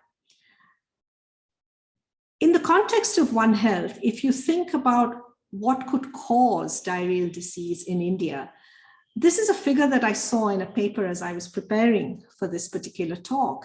And they've looked at the determinants of childhood infections in urban slums in India. Now, this is an extremely complex slide, but you can see that almost every single thing you can think of which could contribute to diarrheal disease, such as contaminated water, agricultural runoff, poor the close association of humans with animals, almost everything can cause this entire number of diarrheal cases that occur, especially in younger children. When you look at this kind of picture, you sometimes wonder how India has been able to achieve its upward of 1 billion population when it's faced with all of these problems almost in every day in cities. Of course, one of the major issues that are contributing to the crisis in treating these diseases is the spread of antimicrobial resistance. And this is one area where One Health has really contributed importantly, or the concept of One Health has contributed importantly in terms of being able to become aware of this as a phenomenon. Now, of course, in hospitals where antibiotic usage is regulated, we are aware that there is some level of control, but it's the effluent from these hospitals that somehow reach the rivers nearby where people live. In India, in countries like India, there's a great deal of self-medication because you're able to buy antibiotics across the counter in many chemists without a proper prescription. And importantly, when it comes to One Health, we know that antibiotics are provided to a number of farm animals so that they are healthier and they produce better meat products. And this is also largely uncontrolled in countries like India. So we have a huge contribution to antimicrobial resistance. And all of this impacts in our treatment of diarrheal disease.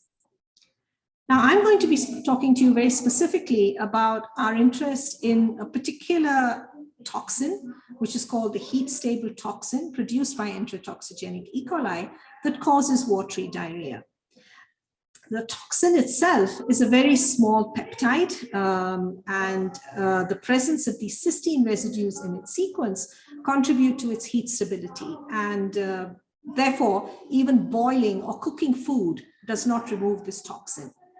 You can see that various strains of bacteria produce this toxin, including E. coli, certain strains of Vibrio cholerae non-A1, as well as Yersinia enterocolitica. Now, somewhere in the 70s, it became apparent that the way these toxins mediated their action in the gut was by regulating the levels of the second messenger, cyclic GMP, in intestinal epithelial cells. Now, you might ask, if the gut is responding to these bacterial toxins, surely there must be a reason for the gut to respond, in that there must be endogenous peptides being produced by the gut in humans, which is important for gut physiology. And therefore, it took almost 20 years before endogenous peptides, guanylin and uroguanylin, were identified. This receptor to which these toxins bind is complex. I've really shown you a cartoon here because we have absolutely no information on any structural features of this particular receptor. The receptor has an extracellular ligand binding domain, which is where these peptides bind, whether they be the endogenous peptides or the heat-stable toxin. And there's a whole signal transduction that occurs following binding of these peptides to the receptor, ultimately resulting in cyclic GMP production. This receptor has a very complex domain architecture. We've spent a lot of time trying to understand the features that allow this kind of conformational change that happens along the length of the receptor. I'm not going to go into that in this particular talk. This receptor is expressed in all cell types along the GI tract. Now, of course, with the advent of predictive models to be able to identify what this receptor could look like, this is what AlphaFold predicts. Of course, it's not what it is, because AlphaFold doesn't recognize that this purple stretch is the transmembrane domain. This is a domain that looks like protein kinases, and this is the guanylyl cyclase domain. Nevertheless, one can perhaps utilize it to perhaps understand why mutations in this particular receptor may alter its biochemical activity profoundly. How does this receptor signal, and why does it cause diarrhea? Following activation of the receptor by these peptide toxins, there is an increase of cyclic GMP levels within the cell. Cyclic GMP now activates a protein kinase called cyclic GMP-dependent protein kinase, which now phosphorylates the cystic fibrosis transmembrane conductance regulator. Now, CFTR is a chloride channel, and there's an efflux of chloride once CFTR is phosphorylated. Simultaneously, PKG2 now inhibits a sodium hydrogen exchanger in the intestinal epithelial cell, which prevents the influx of sodium into the cell. So therefore, in the intestinal lumen, you have an accumulation of sodium and chloride ions. And in order to maintain osmotic neutrality, there is an efflux of water from the intestinal epithelial cell, resulting in diarrhea. And this is really the mechanism by which diarrhea is caused by this particular receptor. There are a couple of other pathways that we've been able to identify over the years. Again, I'm not going to go into details about this, but cyclic GMP also regulates the proliferation of intestinal epithelial cells, especially what are called transit amplifying cells, which are the cells that actually go on to differentiate along the gastrointestinal tract. And we've been able to show that activation of this receptor actually induces a G1 arrest in these particular cells. Now, one of the interesting questions that people asked at some time is that you find this receptor is conserved all the way from fishes to mammals. Now, if this receptor was only involved in causing diarrhea, it would have been advantageous, perhaps evolutionarily, to remove this receptor from the gut. However, it has been retained. Second question that people asked is, how is it that there have been no reports of mutations in this receptor, which are associated with human disease? Now, perhaps a decade ago, I was approached by two clinicians from the University of Bergen in Norway. They had identified a family, a Norwegian family, where they reported incidents of early onset diarrhea, continuous diarrhea throughout the life. And you can see that when you look at this particular genetics here, you see that the disease is transmitted in an autosomal dominant way. Again, because of the wonderful record keeping in the Norwegian health system, they were able to follow back the incidence of this particular disease all the way across 4 generations. You can see that it's not sex-linked, that both children, both boys and girls, develop the disease very early on in life. Now, what are the symptoms? All affected members had chronic diarrhea that was of very early onset. They passed around 3.6 stools per passage per day, some of them even as many as 20 stool passages per day. So you can understand that this was extremely debilitating in the normal life of an individual. However, the diarrhea was relatively mild, and unfortunately, it also was associated with increased susceptibility to inflammatory bowel disease, or IBD. Colitis. Many of these patients were diagnosed with Crohn's disease. They had small bowel obstruction. Many of them went in and out of surgery over the course of their lives. So the geneticists in Norway tried to identify where this particular mutation lay. And through classical genetic analysis, they identified that the mutation lay in a region of chromosome 12. When they looked across the genes in chromosome 12, they saw that amongst all the genes that were encoded in this region where the mutation lay was this receptor GCC, which is the receptor for the stable toxins. Now, this receptor, as I've mentioned to you, was already known to be associated with diarrhea. And because we had spent a large amount of time analyzing this receptor in terms of mutation analysis, the clinicians approached me and asked, look, we've identified the mutation.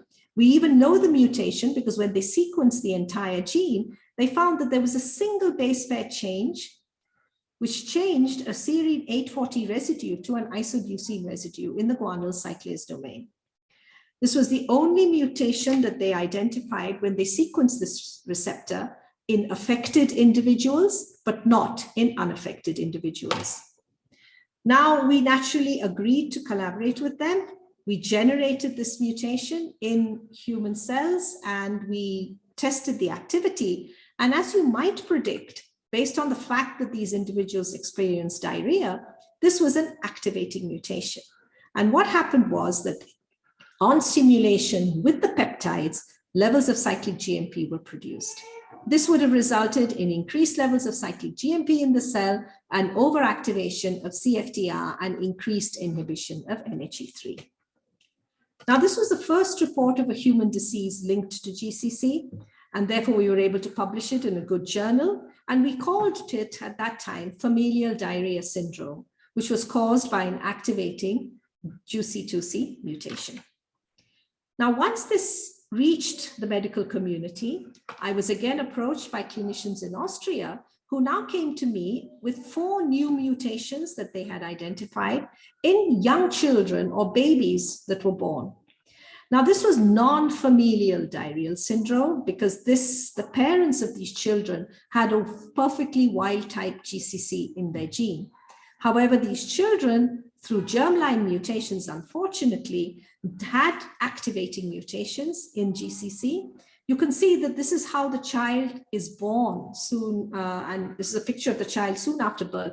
You can see that the peritoneal cavity is completely filled with fluid and needs to be drained very rapidly for the child to be able to breathe and relieve the pressure on the lungs. As I said, these are germline mutations and the parents were perfectly normal. The mutations that we identified were all activating, as again, you would predict. One mutation was extraordinary in the sense that even in the absence of ligand, and that is the activity of this receptor under basal conditions, was extremely high, much higher than what you see in the wild type receptor. And therefore, this was actually one of the sickest children with them. There is no treatment for this. The only thing that you can do is to help the child in food intake. And because these children are unable to retain food of any kind when they take it orally, they are in complete parenteral nutrition for the first few years of their lives. Now, this is possible in countries in the West. It is impossible to do that in India. And therefore, when I speak to Indian clinicians, they tell me that yes, they identify children with this kind of severe diarrhea, but they are unable to do anything for them because they cannot provide parenteral nutrition, especially if these children come from poorer communities. Subsequently, Australian father who had read our papers wrote to us about his daughter and how she also had a mutation. Now, I believe this child is doing well now, but you could see that at that very young age, she's completely plugged in order to be able to provide nutrition and take blood samples. Why is this happening? Well, what is the cause? All we knew was that the receptor caused diarrhea, but what is the cause for this inflammation and all the other complications that arise from hyperactive GCC in the gut? Now, in order to answer this question, we decided to generate a transgenic mouse model.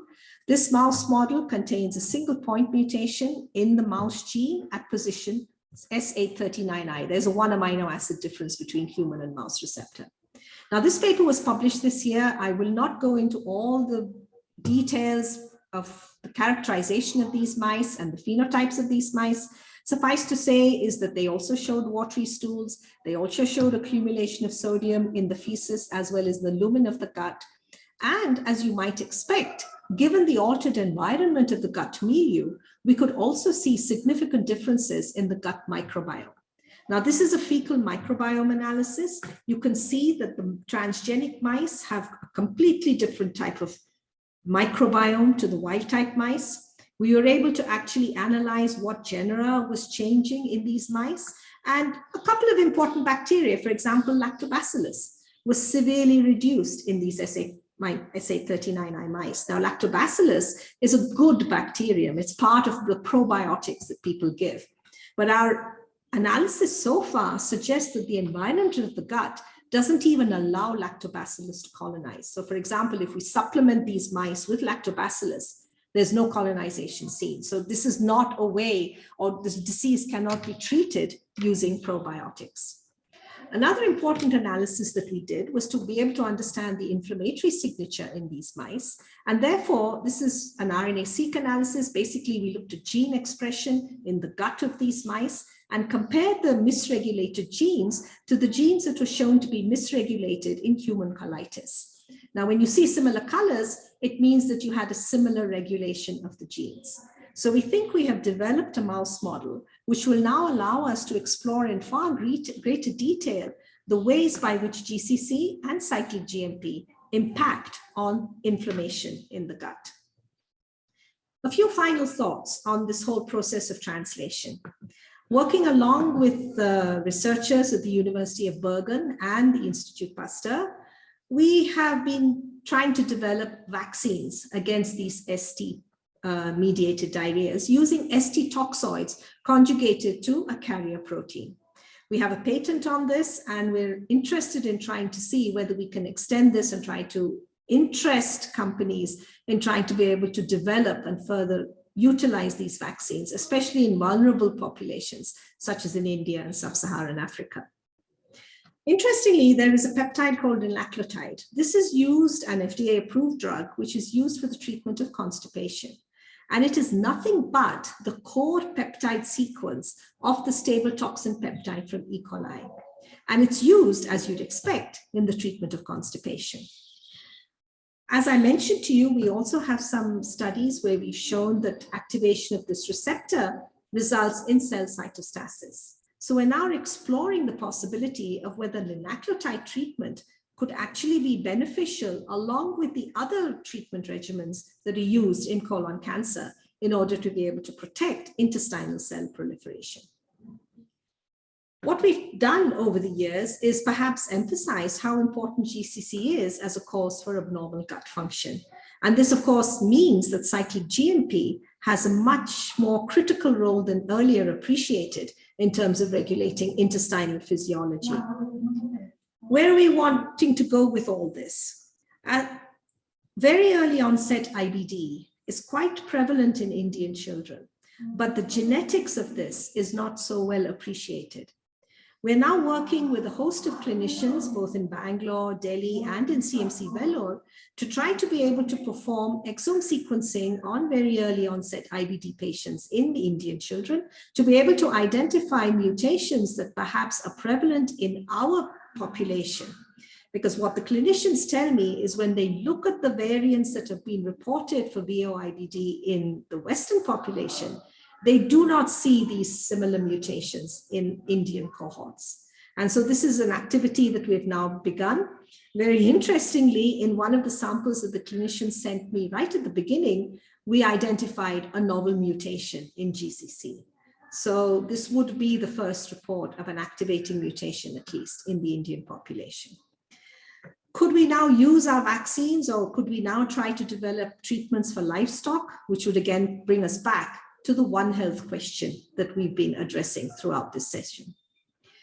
Finally, let me emphasize that I've been fortunate enough to obtain a CEFIPRA proposal along with researchers at the Institute Pasteur. This is working with Dr. Laurence Moulard, Françoise Vallieu, and Yves-Marie Kwok at the University of the Carbohydrate and Bioconjugate group in the Institute Pasteur. They are experts in peptide synthesis. It is not at all easy to synthesize this ST peptide, but they've been able to achieve it. And they're trying to conjugate it to fluorophores so that we could use it for tumor association imaging or in vivo imaging in cells. And this has started in 2020. They've delivered the peptides to us, and we're in the process of testing it in our experimental system. Finally, none of this would have been possible without the exceptional, at least the funding that I've been getting over the many years, and of course the outstanding PhD students and other researchers who have been associated with me over many years. I'd like to highlight the funding that I received from the Bill and Melinda Gates Foundation, which allowed me to develop the transgenic mouse model, the Research Council of Norway, which allowed us to develop the vaccine. I'm also funded by the India Alliance DBT Wellcome Trust, and this is for a Margdashi Fellowship where I hold, which tries to foster more clinician interactions with researchers in institutes like mine. And of course, CEFIPRA and the Royal Society, where I have collaborative grants, which I've touched upon. Thank you very much, and I'd be pleased to take any questions. Thank you, Sandhya. It was really interesting to see at the various levels at which you have approached your question. And also, I noticed that you are still looking for partners in the field of in the pharma. So I'm pretty sure we can put you in touch with a number of them who could listen to this and probably work with you with equal interest. Yes. And so we have a question from Chandak. So we have time for just one quick question because we are slightly running out of time. Yeah, Sandhya, brilliant talk. I take your presentation in combination. That one you showed where there was a familial inheritance, but rest of the others, I assume, were all spontaneous. Yes. And in the first family, you showed the sequencing, so I gather these are heterozygous mutations. Yes. So yes. what is your idea? What is your idea that, how does this actually originate? Because if this is something, which originates spontaneously, then I'm just wondering that what sort of, approach you would take, because any individual will have, any kind of mutation. Yes. Yeah. Yes. No, I agree with you completely. As far as the activating mutations are concerned, what we're looking for perhaps is ways of modulating receptor activity. Now, for example, if there are molecules that perhaps bind to the kinase homology domain, because we know that there are a number of kinase inhibitors used in therapy, could that now downregulate the activation of the receptor by the ligands? Are there any inhibitors which could act as antagonists for the ST peptide? Actually, there are no known antagonists for this receptor at all. So, those are the kind of therapeutic strategies that one could try. But as you correctly said, whether we'd be able to connect it at the genetic level would be extremely difficult in the gut. It's not trivial.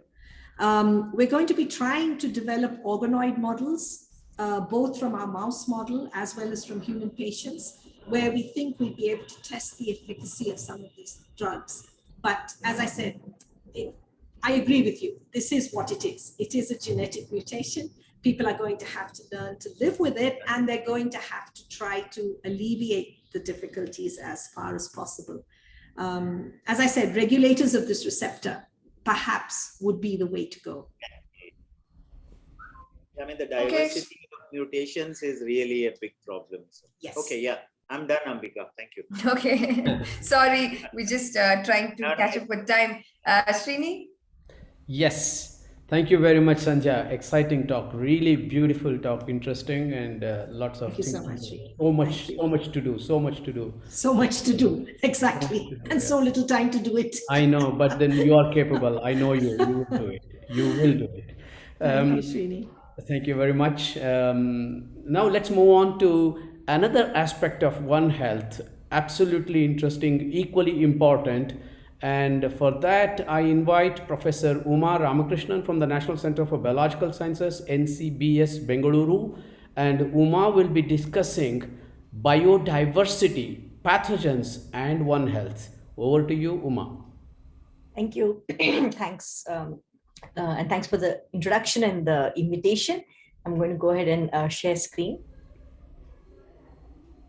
Share your screen. Yes. Okay, so I'm Uma, and I work at NCBS, and I actually work on wildlife, and I have all my life. So you might wonder, what am I doing in this session?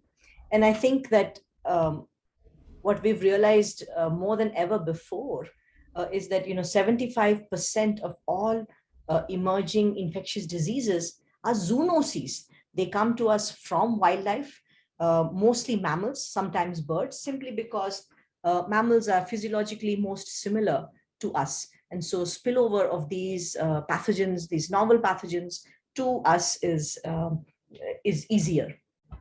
So how does such spillover happen?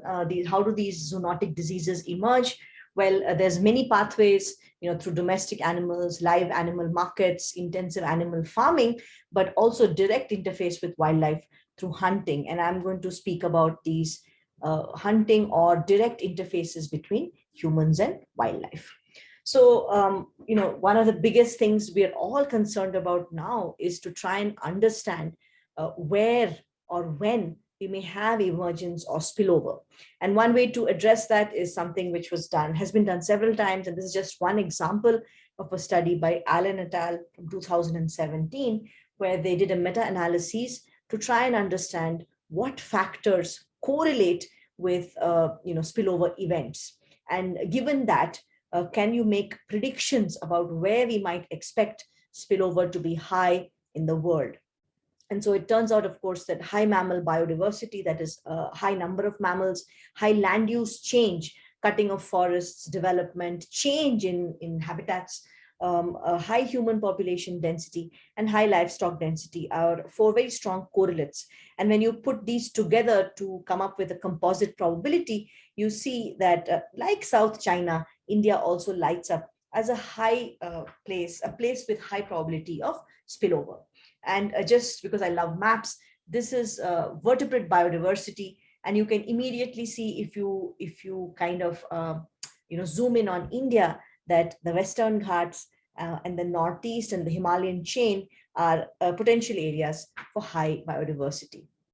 We can look at this a bit more formally in this gridded map where we have superimposed important reservoirs of zoonoses, bats, and rodents and shrews on the right, and you can see whether it's bats or whether it's rodents. Again, we see similar patterns with high biodiversity in the Northeast and lower but also high diversity in the Western Ghats.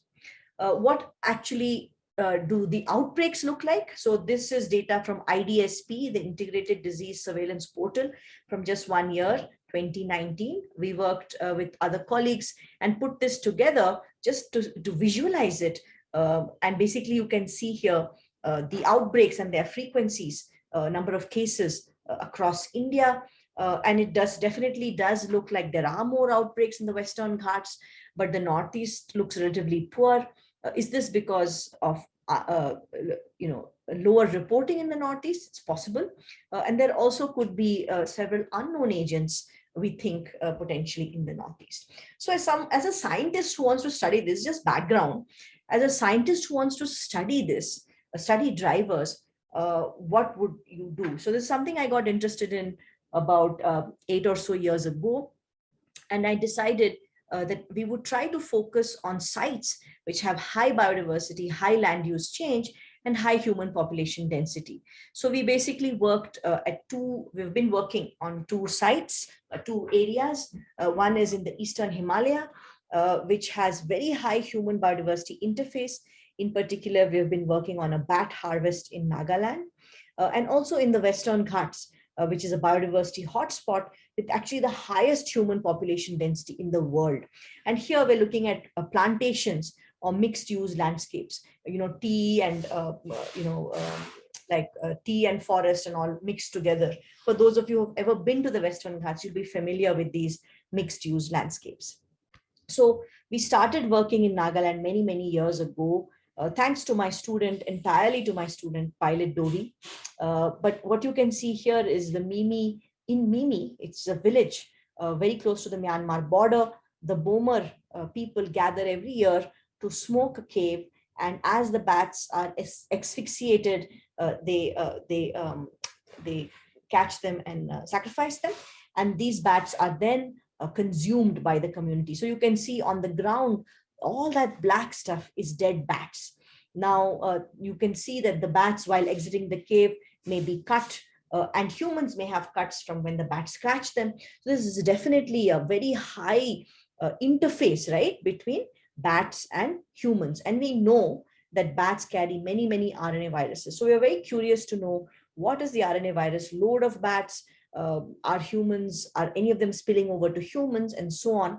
And very early on, because this was very new to us, we collaborated with NIMHANS, Dr. Rita Mani and others, and they did serological studies with samples of bat brains, and they found some positivity for something like Lisa virus.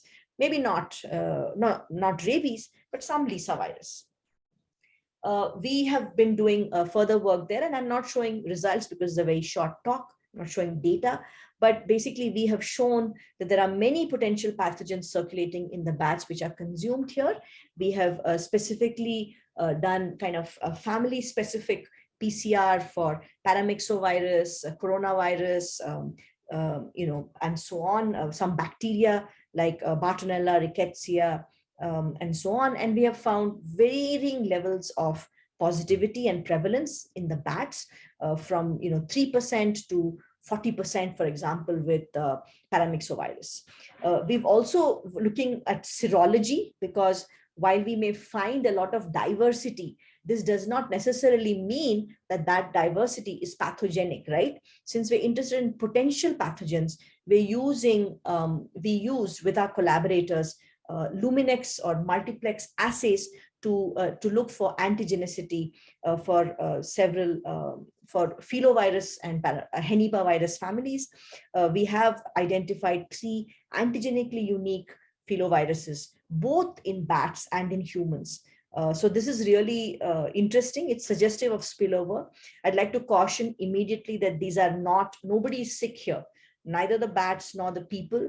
So maybe this is like before the spillover could be happening, but the virus may not be able to replicate in humans. Bats, we know, harbor many viruses and don't get sick. There's many mysteries in the bat immune system, potentially associated with flight and so on. But I think these are very important systems to investigate further. I don't have the skill set, but it would be very interesting to work on these systems with immunologists and several other people. So like I said, we're also screening for several viral families. We have now assembled, for example, 6 coronavirus whole genomes. These are not close to SARS. They are beta coronaviruses, which occur with bats. But there's a lot more work which is still ongoing. Now zooming southward to Carbonate tea plantation in the Western Ghats, there's a very interesting concept in ecology of defaunation. That is, when we lose these mega herbivores like elephants and sambar and the big deer and stuff, what happens is, the suggestion is that because of defaunation, it's called defaunation, there's an increase in rodent densities. And rodents carry many bacterial pathogens. So defaunation should result in potentially increasing risk to humans.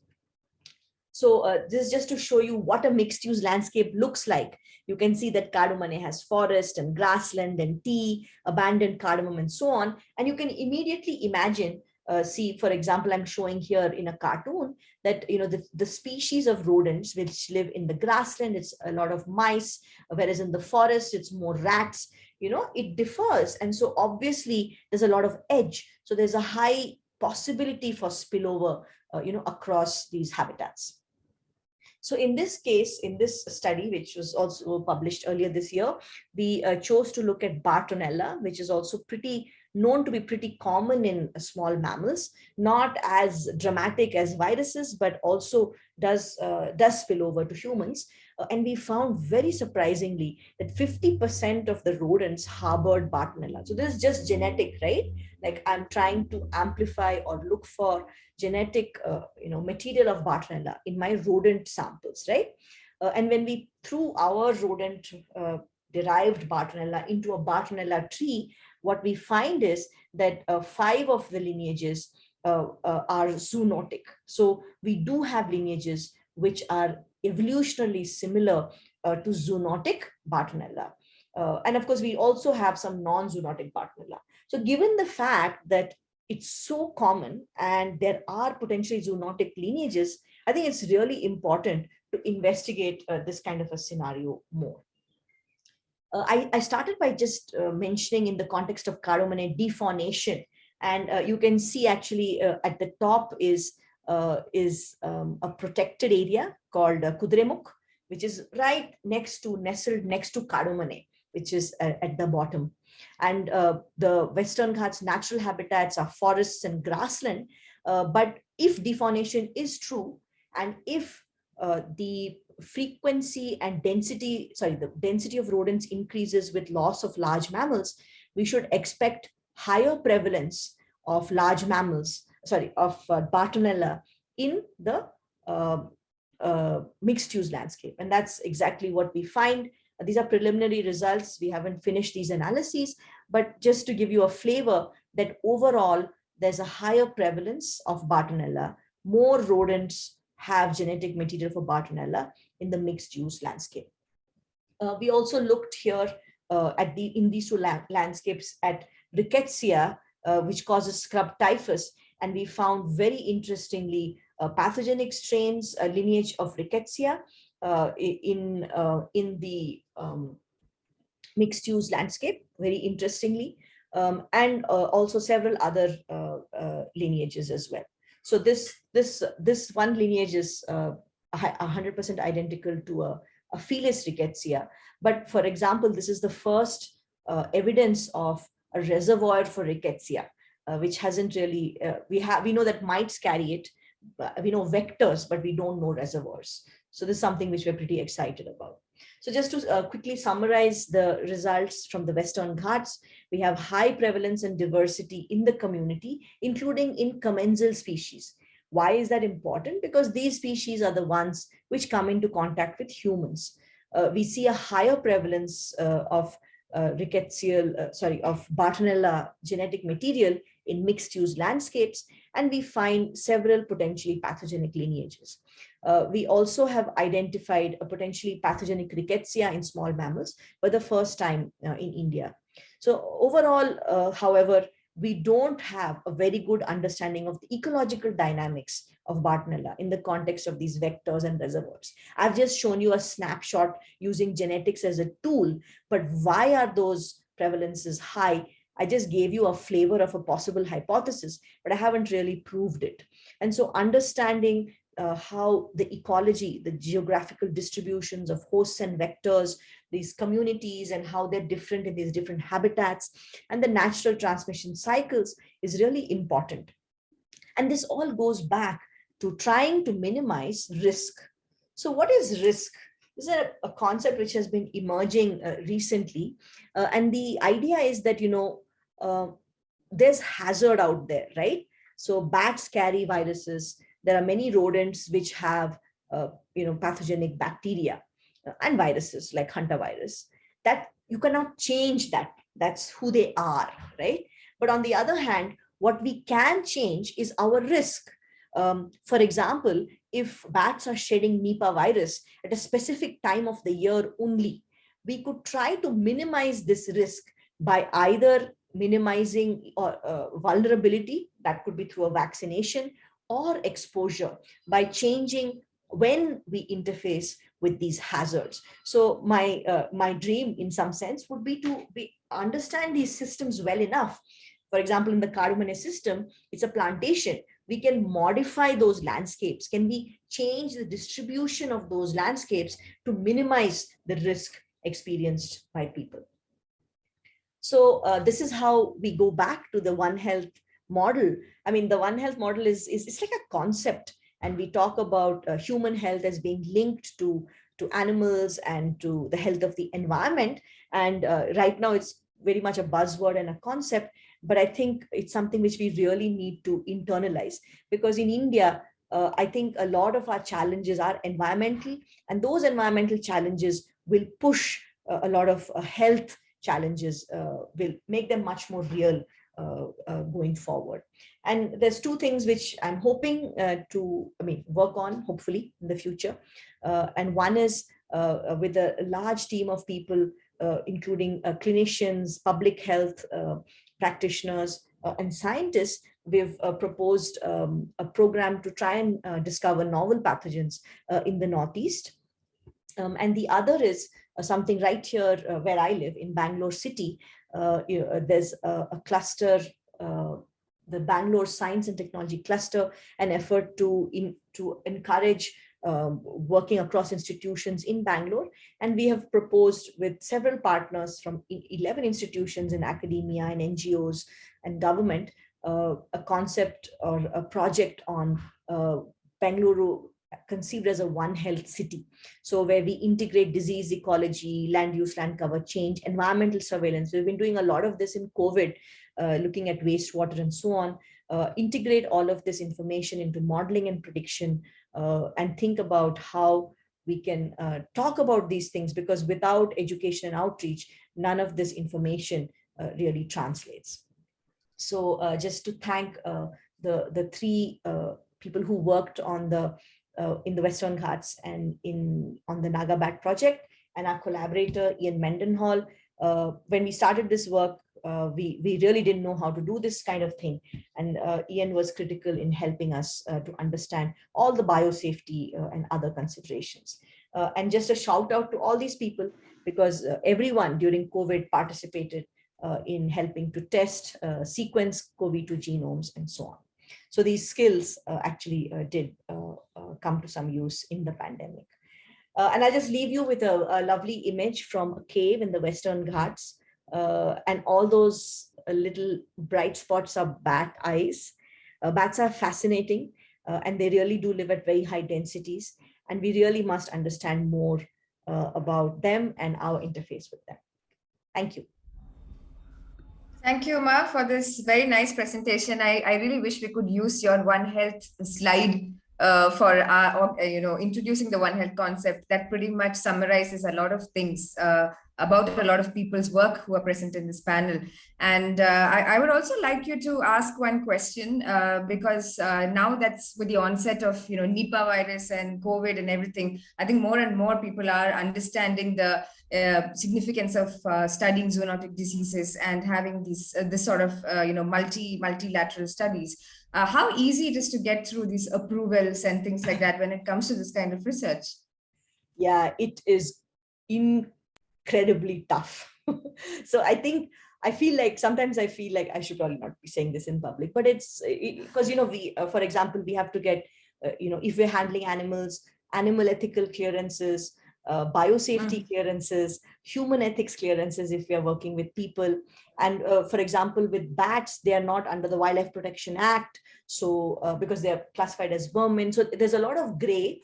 So one of the things which is a challenge in India is it's not like you don't even know what you need to do, right? So you have to just kind of, and then of course somebody will always be upset with you that you didn't do something. So I think it's something we really need to think a lot more about and discuss. At no point do I'm sure any researcher want to do things not in the right way. So it'll be really good to have dialogues about this. And that's why, for example, when we did that work in Nagaland initially, we really thought of it as a science project. But now, as we're going forward with this proposal, which we submit to the DBT, we're working with public health, people in the state. So hopefully, local involvement and transparency is also very critical, and a response strategy. I think these are all very important things. Yes, I think there's a lot to learn there. And thank you, Uma, again. And over to you, Srini. Yeah, thank you very much, Uma. You said something like the audience would be wondering, what has your work on wildlife got to do with this session? You said something like that. How can you ask? No, I was just joking. Injustice. I wonder sometimes what I'm doing in a health. You are in the thick of the things. I mean, I know exactly. That's it's like an introductory talk. Yeah, come on. Yeah. Beautiful work. Thank you very much. Keep going. Keep going. Yeah. We need you. We need you. Is Alok there? Yes. Yeah. Yes, of course. Yeah. Here. Okay. Delighted to invite Alok Srivastava, Professor Alok Srivastava, from the Department of Hematology, whom I have known for a long time and collaborated also. Delighted to have you, Alok, with us, and you will be discussing today on the prevention and control of the major hemoglobin disorders in India and novel approaches to establishing a comprehensive model in Odisha. Thank you very much, Alok. Over to you. Thank you, Srini, and good afternoon, everyone. I presume you are seeing the slides and you can hear me as well. We can hear you, but you can put it on full screen, please. Yeah, it's coming there. Okay. Yeah. Okay. So my task today is to tell you a summary of the approach that we are taking in trying to establish a model for control of the major hemoglobin disorders in India. So knowing the diversity of this group, I thought I'll just give a little introduction. So this is a program that we initiated about 3 years ago, supported by the Department of Biotechnology of the Government of India, but being run in collaboration with the Government of Odisha through their National Health Mission.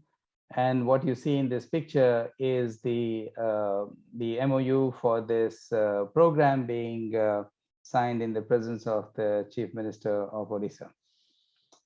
So what are we trying to do and why? The hemoglobin disorders are among the most common monogenic defects that occur in human beings. Around the world, almost 60,000 children are born with thalassemia major every year, about 5 times that number with sickle cell disease. And you can recognize that control programs have been in place in some parts of the world, but even where they work with anywhere from 90 to 99% effectiveness, there still are a large number of children being added with these diseases who then require treatment. And of course, for something like this, it would be great to have a curative treatment. And that came into being almost 40 years ago in the form of hematopoietic stem cell transplantation that has been celebrated a lot. And from 1991, we are also doing, offering this therapy in this country. But at the global level, in all these 40 years odd, less than 10,000 of these transplants have been reported. There is certainly a degree of underreporting, and it could be maybe double that number that actually gets done. For sickle cell disease, those numbers are even smaller. What about India? We estimate that there are about 40 million carriers of this condition, the beta thalassemia in India, leading to about 10,000 children being born because, as I said earlier, we don't really have a good control program that leads to reduction in disease burden so far. The sickle cell disease story is much more difficult to capture because these are in less evaluated groups of people, tribals as well as people who are not in the mainstream. And so we don't know, but anywhere from 15 to 25,000 children are estimated to be born with sickle cell disease in this country. So the challenges are at two levels. We are adding at one end, and we are not curing enough at the other end. So the lack of effective control for the control of these disorders, the model has been in place in the world for 4 or 5 decades. The Mediterranean countries have implemented this with great efficacy. While this has not really been the story in India so far, and we'll discuss that a little bit more. The curative treatments, as I said earlier, have been available for long in India for 30 years. Now, in these 30 years, only about 2,500 of these transplants have been done. And remember, the kind of numbers I told you are being added every year. So naturally, we need a very effective control program. So towards curative therapies, we now have at least 25 centers in India offering transplant for thalassemia major, but still it's only about 250 to 300 per year, not more than that, for various reasons. We're also working on gene therapy at our center, and we should be getting into a clinical trial soon, but that's not the focus for today. Today, we'll talk about the control program. So very quickly, just 2 slides, one on diagnosis, one on treatment. The classical approach to diagnosis is to look for the abnormal hemoglobin. It was done through conventional electrophoresis on cellulose acetate, which then got modified to a plug and play kind of system almost 4 decades ago.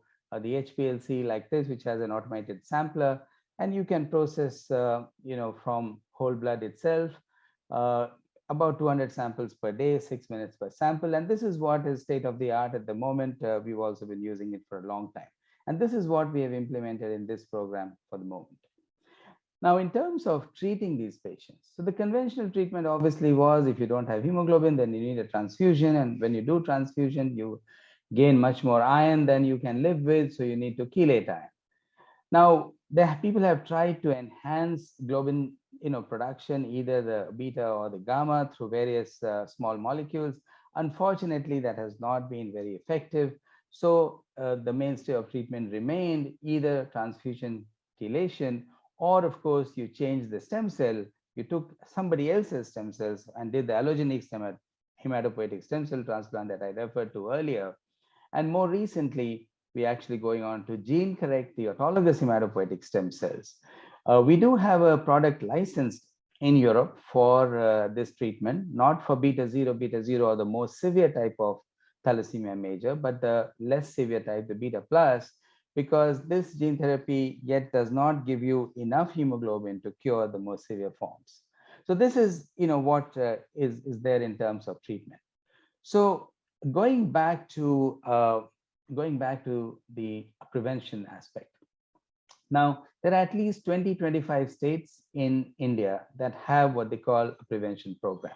What does it involve there? They're doing screening of selected population, followed by counseling that you are a carrier or you may be a carrier. Because very often it's not a confirmatory test that is done on children or other population that are screened. And then the family is advised to go to a center where further tests can be done to confirm the diagnosis. And then, of course, the implication that now, because you're a carrier, it is best that you avoid marrying a carrier. Because if that happens, then you have a 25% chance of having an affected child. And what this has led to is kind of stigmatization, because various social reasons that I'm sure many of us understand, and I don't want to get into details. People are hiding the fact that their child is a carrier, and because they look normal. People, people with a thalassemia or a sickle cell disease carrier are really normal in all other ways, and so they look normal, and then they go ahead and hide this fact, and that's one of the reasons why, of course, we don't have an effective control program. So the approach here was to try and address these limitations of the existing programs and see what can be done. So this is the map of Odisha with about 30 states, which has on the eastern side towards the coast, there is more of thalassemia. On the western side, there's more of sickle cell disease, but it's not so strictly divided as you can imagine. And thrown in with this is a fair bit of hemoglobin E as well. So what you have here is a very complex interaction between the sickle mutation, the beta globin mutation towards thalassemia, and the specific beta globin mutation towards hemoglobin E. And these combinations exist. So the screening program has to account for a method that will pick up all of these, and that can be a challenge in terms of the technology that you will use to do that.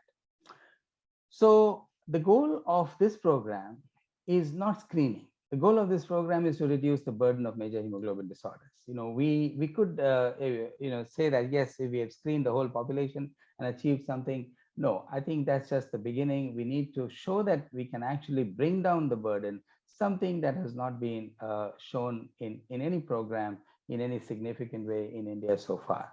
And how did we want to do that? We want to do that by increasing awareness, understanding of this, so that people feel free to talk about it and not think of this as a stigma. And for that, of course, we needed to establish systems within the state health service that would improve diagnosis and treatment. And we did that with training of healthcare professionals. And most importantly, based on all this, provide access to screening and diagnosis of the carrier status, and then not say that you should not marry, but if you choose to marry a carrier, then please understand its inheritance patterns, and therefore you should avail the prenatal diagnosis service that the government will offer for such couples. So that was a major step to modifying the approach to this control program. So the implementation, because of COVID, it should have started much earlier, but it started last year in one of the less developed parts of the state, in the district of Koraput. It has now been extended to 6 more districts, and over the next 2 years, we hope to cover all the 30 districts. So this is the phased manner in which this program is evolving.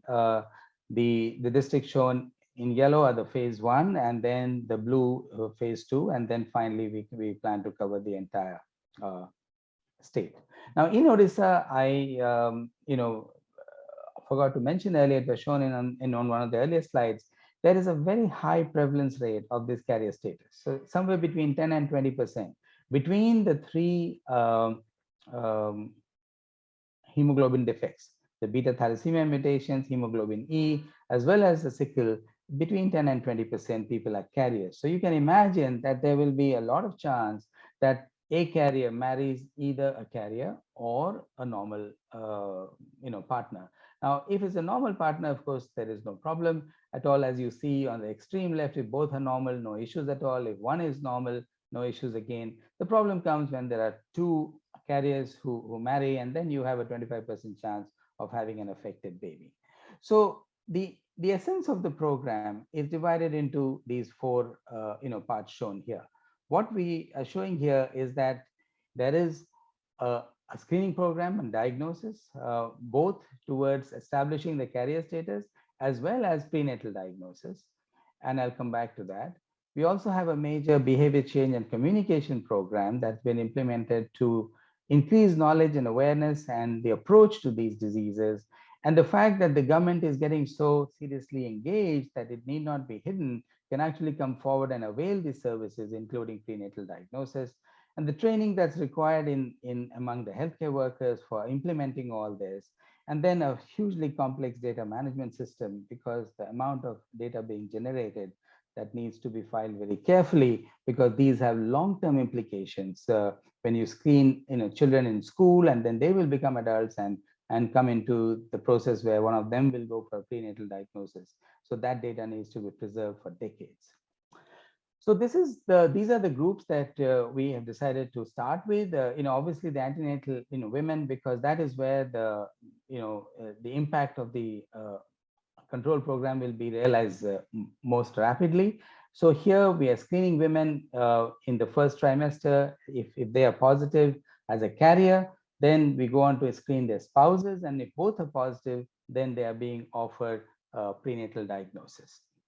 And then we hope to extend, now schools were not open so far, but once the schools start, we hope to actually go on to start screening in schools. And through the awareness program, we hope that there will be enough interest in the community for walk-ins at district hospitals and other places where this facility will be available. So one of the challenges has been just the blood sampling, because in almost all the screening programs, most of the time people take blood just enough for making a blood smear on a slide, which they go and examine later, or do a sickle solubility, or just the screening test. What we wanted to do was to actually take one sample and do everything from screening to confirmation to genetic testing if possible, because we had data from this state that in the existing control program under the National Health Mission, only about 25% of people who were advised to go and do confirmatory tests after being found screen positive in the school screening program were actually going to get it done. So we knew that there would be a huge dropout if we took that approach. So we use these fairly sophisticated European lancets with a capillary anticoagulated collection system, where the ANMs in the field have been trained to use this, and we can get about 4 to 5 drops of blood with this, and that then is subjected to instead of using the conventional kind of lancets, and that then is used to do all the analysis. So this is what it looks like.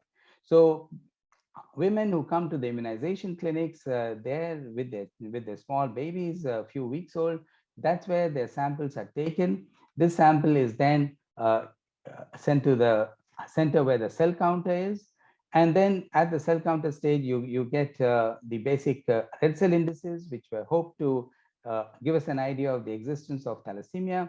And unfortunately, that will not tell us about sickle, so we have to do the sickle solubility test. And then based on certain parameters, we take it forward. So that's the kind of quantities of blood that's getting used. The ones which are found screen positive are then sent for HPLC testing in the method I showed you earlier, which is based centrally at Cuttack in the SCB Medical College. And then if those who are HPLC positive, now we have confirmed the existence of a thalassemia or a sickle cell, then if needed, they also go to the genetic testing, which has also been established at the SCB Medical College. So on this one sample, what's not shown here is the genetic testing. There's enough left over, and the genetic testing actually requires only 1 microliter of this blood. Sorry, can't see the screen? Can't see your screen, Alok. No, we are. No, it's fine. It's fine. It's fine. Okay. Go on, Alok, please. Thank you. So you see that, what this is actually a very significant, step in conducting a program like this. The next thing was, as I told you, we had to do first the CBC, the complete blood count, as well as the sickle solubility to differentiate.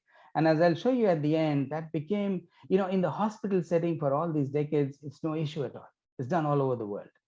But in the field setting, it became such a major challenge that we started looking for the alternatives. And that is what the next talk from Dr. Patrick Ducroix from BioMenu will be about. I'll only give you a very high level view where they have applied the MALDI-TOF technology for detecting globin variants. And they will explain, and Patrick will explain that to you, but there are major advantages that I will not take Patrick's thunder away. So you'll hear that. Now, in terms of genetic diagnosis, we have many methods already established, and we ourselves were using some of those in our hospital. Now, this is a new method for which we collaborated with Seegene of Korea. They had this method going for detection of for molecular genetics in infectious diseases, both towards diagnosis and looking for mutations that lead to resistance, to various antibiotic resistance. So, in that part of the world, South Korea, there's hardly any hemoglobinopathy there. So they were not familiar with this at all. There was a chance interaction with our group, and Dr. R.V. Shaji has been interacting with this company. And we have actually helped them establish a kit that now allows 1 microliter of blood without extracting DNA to be put through. This is also based on RQ-PCR. And in about 4 hours, you can do multiple samples. And the cost has come down to less than, I would say, 1/4 easily of what it is to do some of the other methods. So we are actually employing this in our own practice in CMC as well. And in the field, this is now being established for mutation detection in these samples. The data management system is managed by a colleague, Dr. Venkatraghava, part of the community medicine. It starts right from the sample draw in the immunization clinics, and it all gets documented within the system. The screening test reports come in, the confirmatory test reports come in, and then based on that, the chasing of the spouses for them to come back and do their testing, because if they are found positive, then they have to be counseled for going for prenatal diagnosis. So all of this has been established through apps that allow even the ANMs in the system. It's a good thing that within the NHM system, ANMs are already carrying tablets. So we have established these apps on those tablets and they are entering this data. So there's a real-time accounting of what's going on every day, every week. In terms of the behavior change and communication, I didn't want to get into too much detail, but that's a whole science and art in itself. And these are just some of the examples of the kind of advertisement, so to say, of this program and trying to raise awareness among the people. There are many more aspects to this media campaign, both through visual and print media. Now, training, of course, has to be done a lot. 2 types of training we have implemented. One towards, you would have noticed that the focus of this program is not treatment as such, but we did want to at least help the existing system provide the best within the means available. And for that, we have carried out training throughout the state, dividing them into regions and conducting trainings right up to the district hospital and the community health centers that they have within the state government system. And then training towards implementation of this program, right from A&M onwards to all the other district healthcare workers who are involved in this. Plus, we have project staff who are helping with all the other components of this program. A very unique event has been to actually train obstetricians from, I forget, 8 or 10 medical colleges there who have been trained in doing chorionic villus sampling. And actually, chorionic villus sampling is happening now in three medical colleges, 2 of the state medical colleges and the All India Institute of Medical Sciences, Bhubaneswar. So all three have been trained. We did some online training, and then one of our faculty went there and did hands-on training. So to my knowledge, this is the first example of a state health service offering chorionic villus sampling. We are still holding hands in terms of the analysis of these samples. We do it in parallel till we are confident that these people are getting the right results. So what's novel here? First, the concept and design, which was, of course, started at CMC, but has been implemented in collaboration with the government of Odisha. And then the fact that we are combining preventative steps with all the way up to prenatal diagnosis, hoping that this combined with the behavior change and communication strategy will reduce stigmatization and increase the acceptance of this program so that we can finally see a reduction in disease burden in the country. Along with that, application of some existing technology like the blood sampling I showed you, and establishment of two new technologies, one for detection of the variant hemoglobin, which you will hear in the next talk, and one for the detection of mutations for the existing hemoglobin disorders. So one aspect that really challenged us that we had not anticipated, we thought, what is there in establishing a cell counter in a community health center, a CHC, in two or three blocks. In each block, we'll have about 2 or 3 such centers. Samples will be collected from the immunization clinic and brought there and analyzed. We had challenges at all kinds of levels. First, in terms of, we can't, nobody does a venipuncture there. So we had to get anticoagulated blood from a finger prick, and that, of course, with the technology I showed you earlier, was easily overcome. But everything else that listed there, from the issue of transporting these samples, parts of Odisha, the transport system is not so easy. And so even if the samples are collected by afternoon in these clinics, it's too late to bring it to the testing site. So they have to be kept overnight somewhere.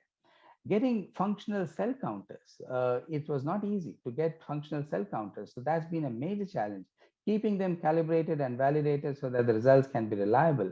Applying the algorithm of just MCV and RDW that works so well within the hospital setting, in the community setting, the sensitivity specificity of this approach dropped to the 30 to 50% range, which became a big challenge.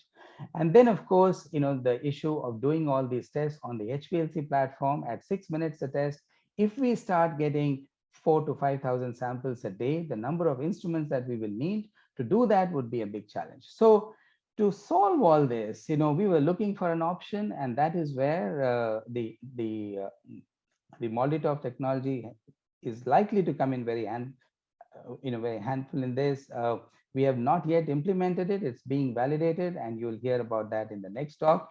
So I'd like to stop there and just acknowledge a huge number of people. We have a steering committee, which consists of people from the government of Odisha. The chair of the committee is the mission director of the National Health Mission in Odisha.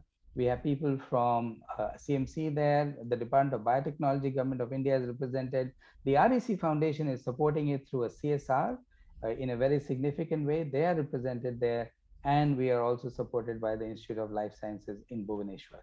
A huge number of faculty from CMC. Never before have so many CMC faculty got involved in one project from so many different departments. They are all listed here, and Dr. Kurian George coordinates this program. There are many others from different departments. So with that, I want to thank you for your attention, and time permitting, maybe have some questions or comments. Thank you. Thank you, Alok. It was really, really fascinating and very impressive. And to see that how so many people, so many systems at different layers come together to do something for the public and at a very application level by making use of your expertise in clinical biology. So I think kudos to you for that. And I think Chandak had a question. Chandak, are you still want to ask that? Yeah. Yes. I'm there. Can you? Yeah. Okay. So Alok, fantastic. Yes, fantastic talk, and I'm happy that this program in Odisha has finally taken off now. So, I just wanted to share one or two of my experience on this. That we started in Chhattisgarh and Maharashtra during 2016-17. Yes. And I just wanted to share with you that one of the ways that all these blood sample collection and related stuff can partly be sorted out is the collection of dry blood spot. we actually have done, quite a bit of exercise on this, both first in the lab, then in the field level. And we now collect, all the blood through finger prick only. We do have a small amount of EDTA blood, but we largely focus on dried blood spot. And we actually have also developed the technique of doing a DBS PCR by which we are able to detect the sickle mutation as well as the 5 common mutations. So you know that largely the burden is, sort of taken care of. The question that I have for you is that essentially we feel that, if we do a solubility test beforehand, we really know that out of the large number of children who are screened, who are those who would actually need any HPLC or genetic testing. Do you think that with this test, the need for HPLC can be obviated? Because you yourself mentioned that that's a massive cost and in a screening and prenatal kind of a program. You mean the sickle solubility test? Not on a regular basis, you do HPLC. No, you are saying by doing which test can we obviate? I said that I just say I take a child, I take 1 drop of blood and do a solubility test. And then I already have collected the blood in an EDTA vacuum, 200-250 microliter. I put it in the blood spot and then I do the direct genetic testing. So do I still need to do an HPLC? Yeah, so I think it's all a matter of logistics and cost. So, you said you are using a filter paper blood sample, but you're also collecting EDTA. So unless you are using the kind of system I showed, you then have to do a venipuncture. And the moment you go to a venipuncture, so the EDTA is taken in what? Finger prick? Yes. In what container? In what container?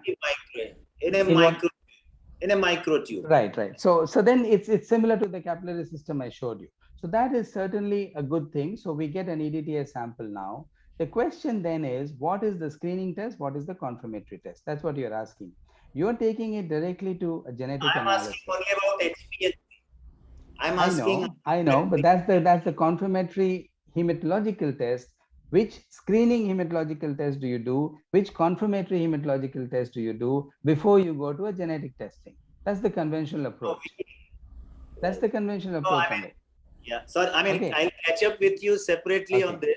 But what I'm saying is that if the objective is to identify the sickle cell or hemoglobinopathy heterozygotes or homozygotes and help them with molecular diagnosis to reduce the burden, do we still need the HPLC? Because this card is very, very inexpensive. It's a very, very inexpensive card. No, so it depends on the cost of analysis, right? And in general, you need, for interpretation of hemoglobin disorders, you need quantitative variant hemoglobins. Without that, just the genetics doesn't tell you the phenotype always. So in a large number of patients, you will get away with genetics alone. But in terms of the phenotype, you will need to do an HPLC. So that option has to exist. And as long as you have a sample available to test when needed, that's fine. What we are trying to do is to obviate the CBC and the sickle solubility, so that's a big challenge, getting it done in the field. Okay, and that's what you'll hear in the next talk. Thank you. It looks like there is a lot of room for discussion offline also. Yes, thank you. So Srini, you want to introduce Patrick? No, he's not available offline actually. Oh, okay. So using this platform to catch him. You should catch him. Thanks a lot. Email will do, Chandak. That's the wrong message you gave. What a reputation! What a reputation, Alok. You have to do something about it. You have to do. Bon. Thank you very much, Alok, for that beautiful intervention of genetics and genetic diseases. We are trying to complete the panoply as much as possible on different facets of One Health. And I keep saying that the very philosophy of the Knowledge Summit is collaboration. And your presentation and the next by Patrick Jukorva provides a perfect flavor of a two-way cooperation actually. Not just the Indo-French cooperation that you have done, you have demonstrated, and he will show it even more in detail, but also a public-private partnership And this is what we are going to listen to. To highlight this two-way collaboration, I invite Dr. Patrick Jukurwa, who is a CEO of BioManeo in Dijon, and he will be discussing on Neo-Hemog, the solution to a public health need. High throughput screening for hemoglobin variants, sickle cell disease, and thalassemia by MALDI mass spectrometer. Over to you, Patrick. Yes, thank you very much. I try to share my screen.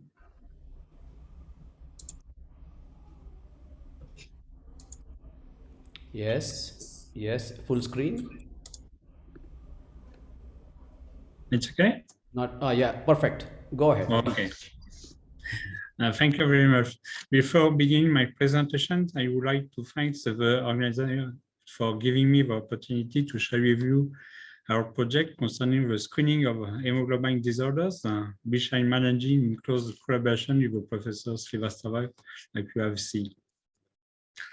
Professor Srivastava presenting you the global project of prevention and control of major hemoglobin disorders in India, and the novel approaches to establishing a comprehensive model in Odisha. For my part, I'll focus my presentations on the Neo-Hemog solution. What is the Neo-Hemog solution?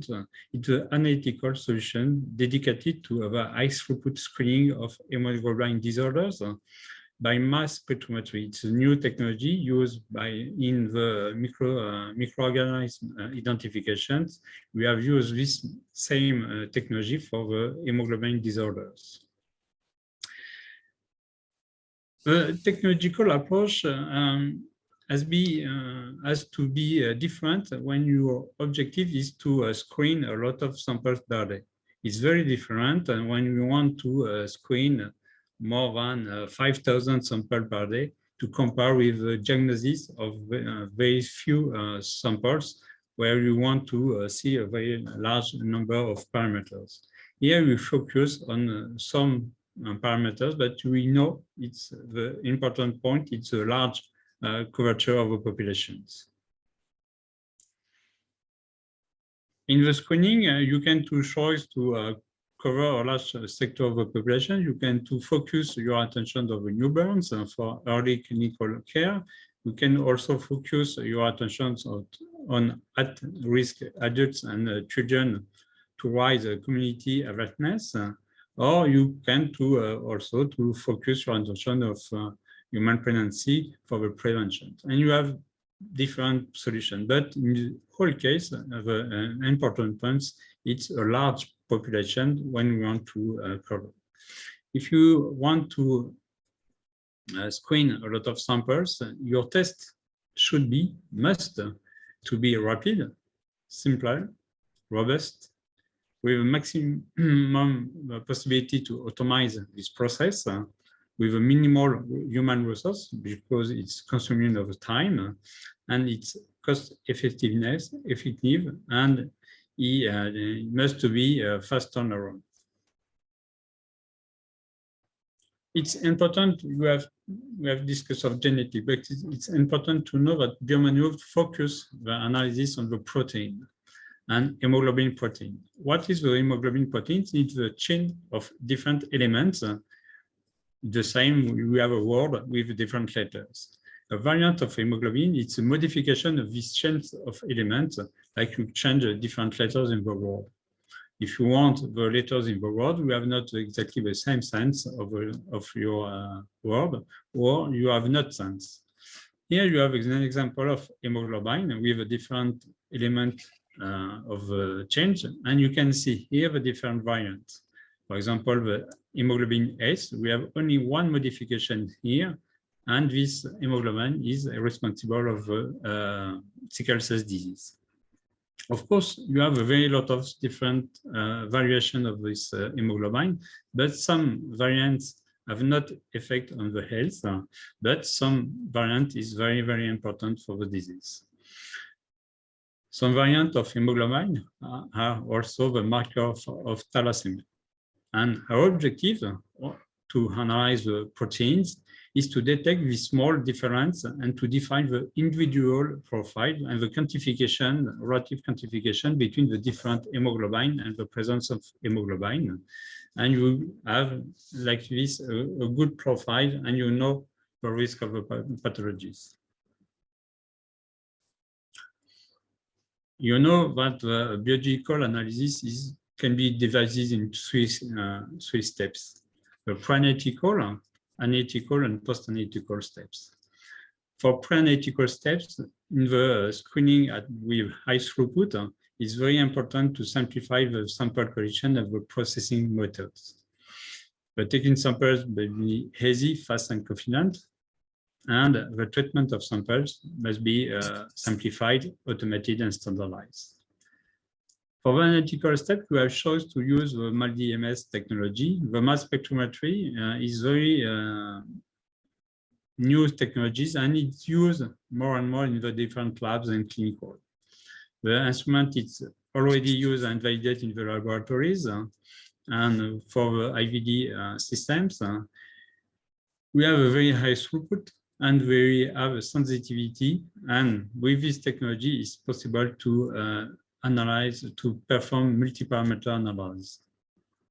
And it's for the technician and in the different laboratories, this technology is very, very easy to use. Of course, the MALDI-MS produces a lot of data, and it's very important to integrate directly the software for the interpretation of this data. Biomano, we have developed a specific software for automated the interpretation of data with AE, and also we automated the management of the data directly from the instrument. With this, we have not a problem for the transfer of data between the different elements of the chain of analysis. And this automatic interpretation of the data automized, it's possible to increase the rapidity of the analysis and to gain time for the biologists and the technicians. The objective is to set up a complete analytical solution, plug and play, very easy to use, 100% automated in adequacy with the challenge of a high throughput screening, and of course to reduce the cost of analysis, because this point of the cost, it's a very, very important point in the screening when you want to analyze a large cover of populations. For the pre-analytical steps, our technology, the NeoHemo solutions, could use the dual blood spot. The dual blood spot, it's just one drop of the blood deposited in the filters, and it's used in the newborn screening. You use this system, for example, in France, and for the screening of sickle cell disease. But it's also, you can also to take one drop of blood in the fingers or in autonomous or directly in the screening centers. But we have seen with the presentation of Professor Srivastava the need sometimes to use capillary systems, and with our technology, it's possible to transfer the blood of the capillary systems on the filter, and after, with our technology, we can to analyze directly the samples.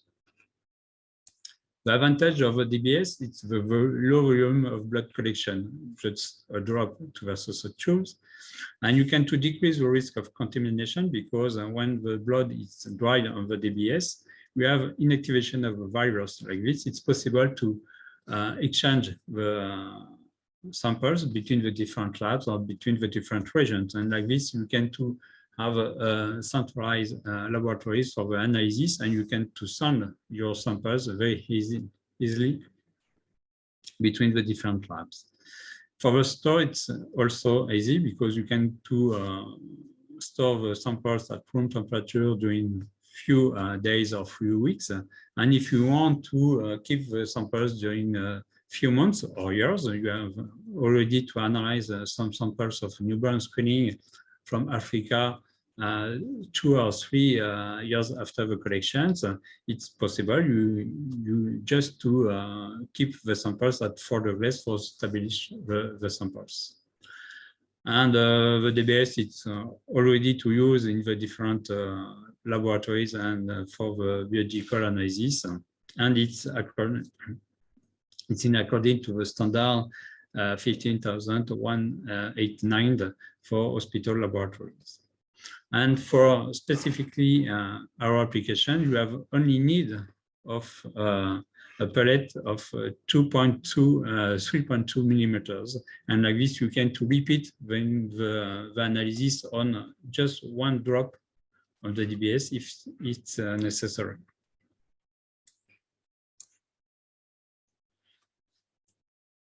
The NeoHemo kits, it's a specific kits for the transformation of the modification of the samples. And you start on the DBS and you arrive on the MALDI target. Today you use a kit manually. And in this case, it's possible to perform 576 tests per day with 1 technician. But it's possible to use some automatic system, or it's possible to automatable completely the kits and to arrive at the objective of 5,000 tests per day. It's not a problem for the treatment of the samples. Of course, you can to use the robot. You can see here the robot used in Biomaneo, and you have a specific head of a robot with a 96 tips. And you are near the specific target for the MALDI-TOF.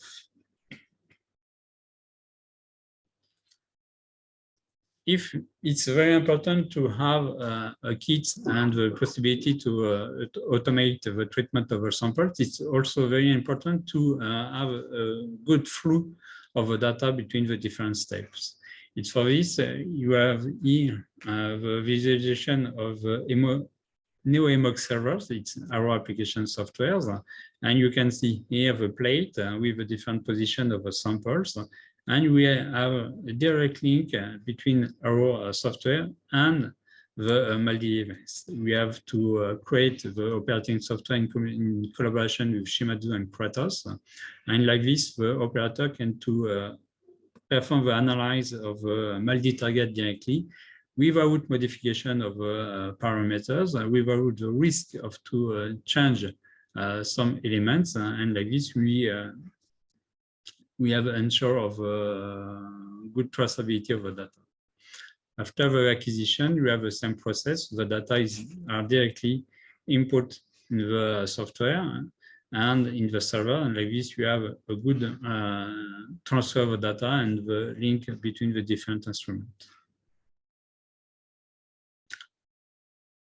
The MALDI-MS used today, it's a small MALDI-TOF. It's a Shimadzu 8020. And it's a benchtop MALDI-TOF. Like this, it's not need a very large instrument. It's a very specific MALDI-TOF dedicated of hospital laboratories. With our operating software we have developed, it's possible to perform the automatic control of the MALDI without use a specific other software. Like this, it's not necessary for the operator to have a good, very high experiment on the MALDI and mass spectrometer. You have not need of human intervention to modify the parameters. Like this, it's provide the stability and reduce the risk of modification of some important parameters and ensure the quality. The data of the transfer of data is automated, and like this we can to analyze 48 samples in 10 minutes, and approximately for one instrument today it's 2,500 samples per day, and you can imagine to increase, because with our first kits in our cycle we perform 500 samples per year.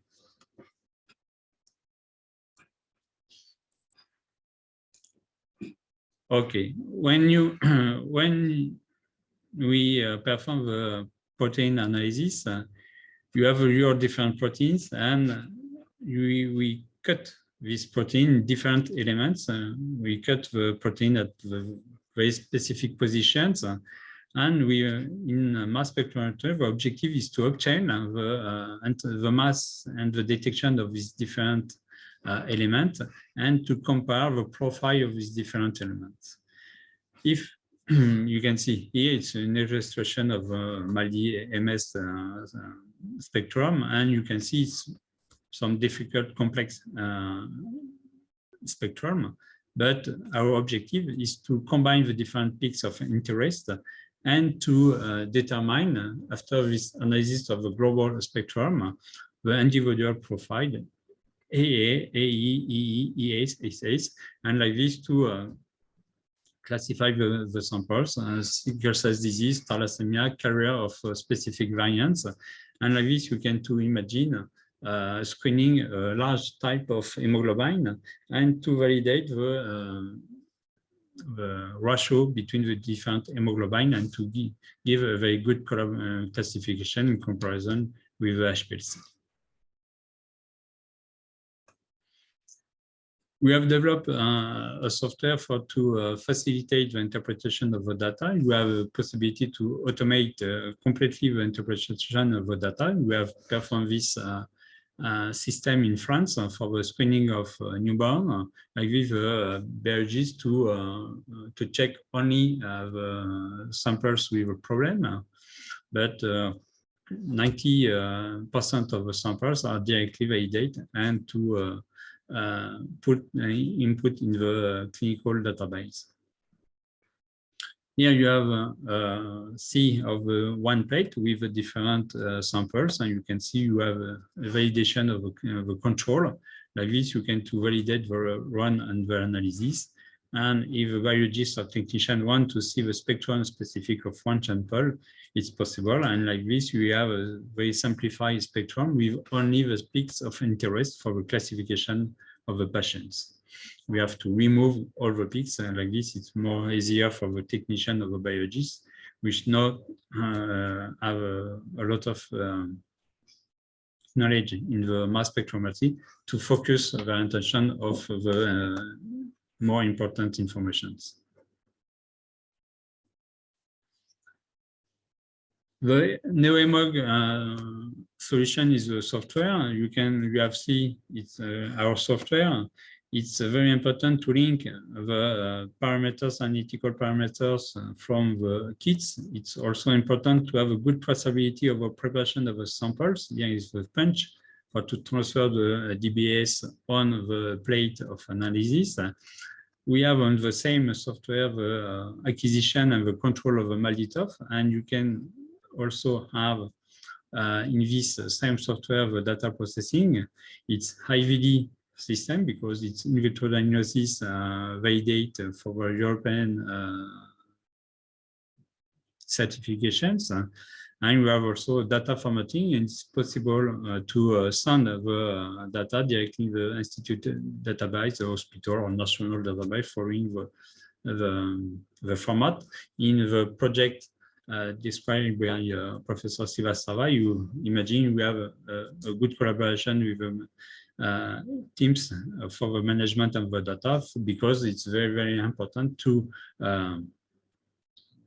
have a good traceability since the samples until the results and in the large part of the project. Our NeoHemog is these models of the software, it's including the LIMS, neo-screening. These LIMS, it's developed for have a very good link between the different steps and the different instruments and the different part of analysis. And like this, you have a very good quality of the results. You have a data security, where you can to validate the clinical data with the different histogram and the different system of threshold. And you can check the instrumentation, and like this, you can to anticipate the problem of maintenance or the validation of the instrument.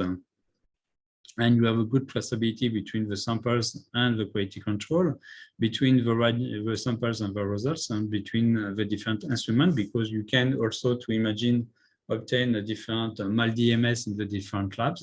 And like neo-screening, it's a web systems, it's possible to communicate between the different MAL-DMS. For example, we can to imagine in France to analyze one control quality and send this same control quality in the CSCR to be analyzed by the CSCR and to compare the results between the two MAL-D instruments. This is very important when you start to collaborate with a lot of different centers of screening. Some results. You have here the first result of validation studies. You can see with NeoMog classification kits, we have a 100% correct classification for the different hemoglobin variants. We have C, E, D, A, and thalassemia. We have also the detection of all samples with beta thalassemia. We have no false negative results here, and we have obtained 100% of sensitivity. And for the next step, we want to validate our algorithm and the process in the CSL labs on the 2,000 samples with a mix of hemoglobin variants with sickle cell disease and thalassemia, beta E beta thal, or major and minor beta thalassemia, the different level, because you have not only one type of beta thalassemia. And like this, it will be possible for us to stabilize the algorithm and to process the automation of the whole process since the samples until the results have the biological results.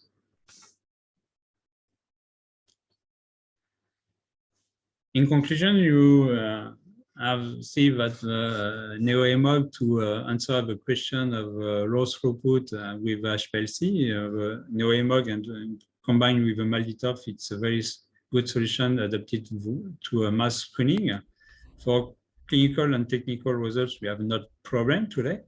We must to validate in the more large populations and in terms of throughput.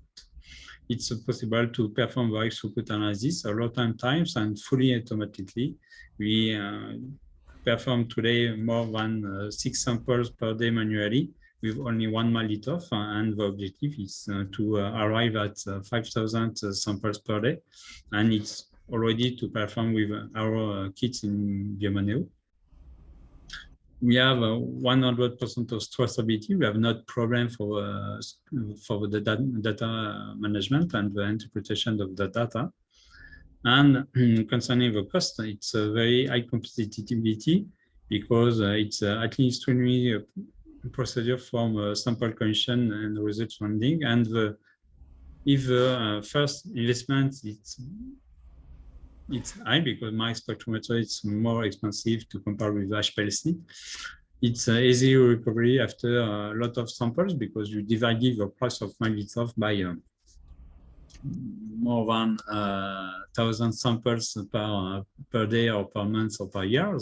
And like this, the price of investment is very, very low. And the price of the kit, it's very cheap. And like this, it's possible to use this technology for very large populations.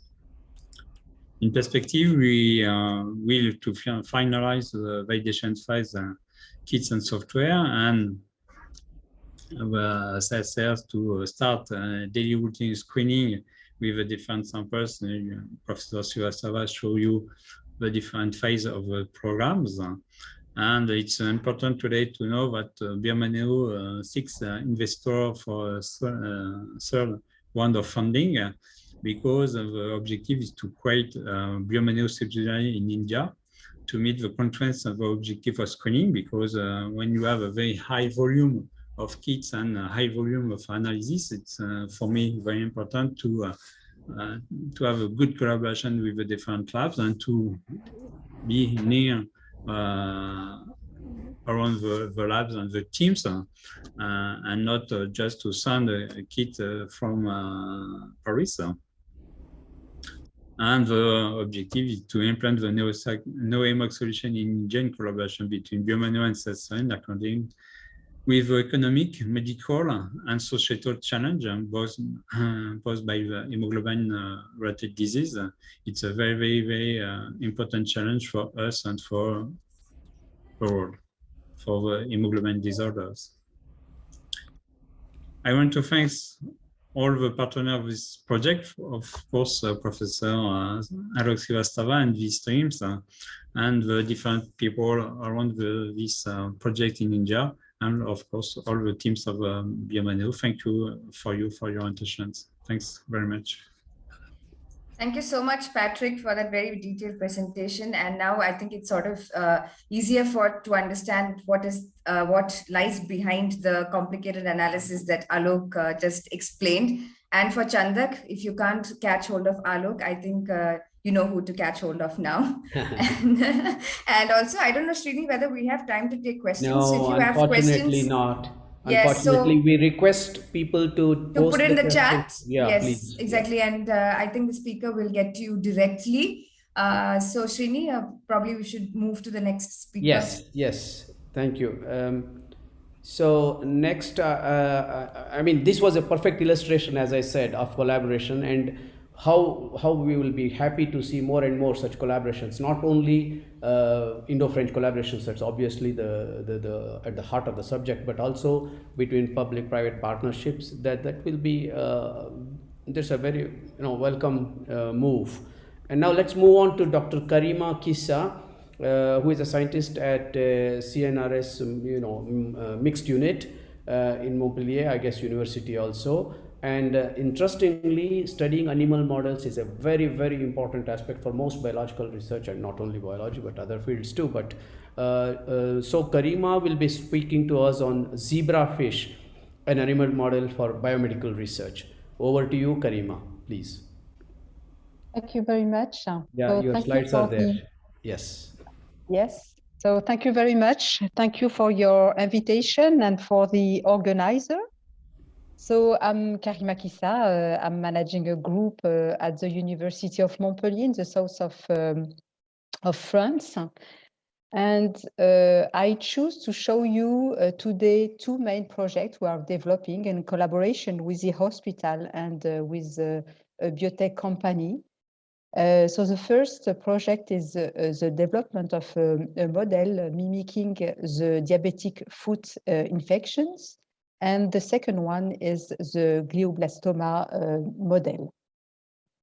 So regarding the first model, as you may know, in the world, around 8% of the population develop diabetes, which correspond in France to 5 million of people.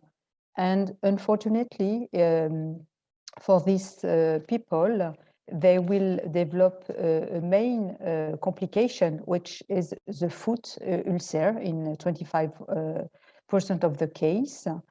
And associated with these ulcers, this patient will present in 90 to 35%. They will present some neuropathy. And main of this neuropathy is the loss of the sensitivity of the tissue. The specificity also of this pathology is the loss of regenerative capacity of the tissue. And all these characteristics induce an ulcer which is frequently infected by nosocomial disease, so specifically, so mainly the Staphylococcus aureus in 40 to 80% of the case. And this leads to 8,000 amputation per year in France. The problem with this pathology is that there is no real effective treatment against the formation of this biofilm, so this the development of this pathogen. And also in research and development, we are lacking some simple animal model. So the aim of our group is to develop a model allowing the study of the Staphylococcus aureus infection, and but also more generally the characterization of the biofilm formation, which could explain the persistence of the infection in the foot ulcer, and also the presence or the characteristic of this chronic infection. So the final aim of our work is to identify new molecules, new antibiofilms, new antibiotics, but also pro-regenerative treatment. The model we are studying, as you said in the introduction, is the zebrafish model. So the zebrafish is a very small tropical fish. At the adult stage is 2 centimeters, but at the larval or embryonic stage is very small, around 1 or between 1 and 2 micrometers, so very small. And the specificity of this fish is that it is allowed to lead eggs, so around between 100 and 200 fish per couple of fish each 5 days. So this is an example of one petri dish containing 100 embryos. So you see that it's a very small fish, and the main advantage of this model is that is presenting 85% homology with human genes. We have a lot of molecular tools allowing to suppress the expression of different genes, so very useful for rare disease. We are sharing in the zebrafish community a lot of transgenic lines, which allow to stain different subpopulations, or the immune cell population, the vessels, the neuronal tissue, for example, which allow to visualize in real time the fate or the behavior of different cell population. But the most important property of this fish, so I don't know if it's clear for you, so I just play one movie which show you that it's possible to image in real time, because the fish at the very during the first day of development, the fish is totally transparent. So it's possible to image the development of each organ, of each tissue. So this is an example of the live imaging of a venal plexus, where you can see all blood cells circulating, and the example of, for example, here, one macrophage, which is making a rolling in the vein. So when we started this story, so when we wanted to mimic the diabetes pathology in the fish, we first compare the pancreas of the fish with the human pancreas. And we were surprised to see at which point this structure is very well conserved through the evolution. So you can see here on the right side, so here in red, the liver, and in green, the pancreas. So this structure is very well conserved in terms of morphogenesis, but also in terms of structure. The pancreas of the fish develop alpha and beta cells, regulating the blood sugar. And we thus generated this diabetic zebrafish by depleting the beta cells, by injecting scRNA, so the beta-X1, or by injecting a chemical compound, we were able to deplete all the beta cells. So this is an example of one embryo in which you can see here in green, so after an immunostaining of the beta cells secreting the insulin, you can see here the position and the size of the pancreas. So you can see that it's very small. So at 3 days of development, it's composed only by, I would say, between 10 and 15 cells. So here at the right side, you can see a higher magnification of this pancreas. And after depletion, you can see that there is no more beta cells. So in order to validate our model, we first measure the level of sugar on the blood. And for that, we measure the expression of one enzyme, which is the PCK1, which is regulating the glycemia. And with H is a reflect of the level of sugar on the blood. And as you can see here, starting 3 days post-fertilization, we start to see an increase of the sugar level compared with the control here in blue. And at 5 days, the level of the sugar double. With us, validated the physiological specificity of this pathology. As I told you in the introduction, people presenting diabetes suffer from a problem of tissue regeneration. So we thus induce some injury in the sorry, tail of the fish.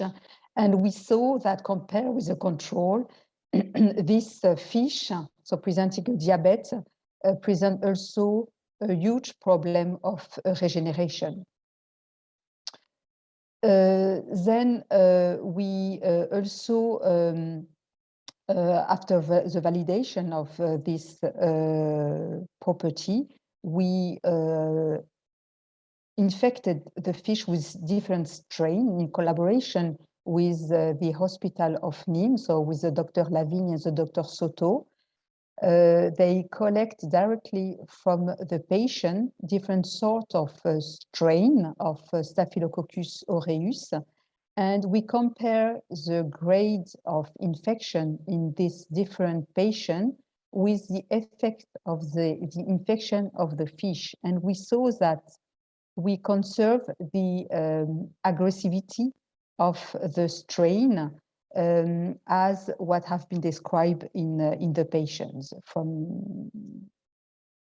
And then in the second step was to establish a grade, the different grades, and this was done in collaboration with the Azelid company, which image in real time the development of the pathology, so the development of the Staphylococcus aureus in the infected injury.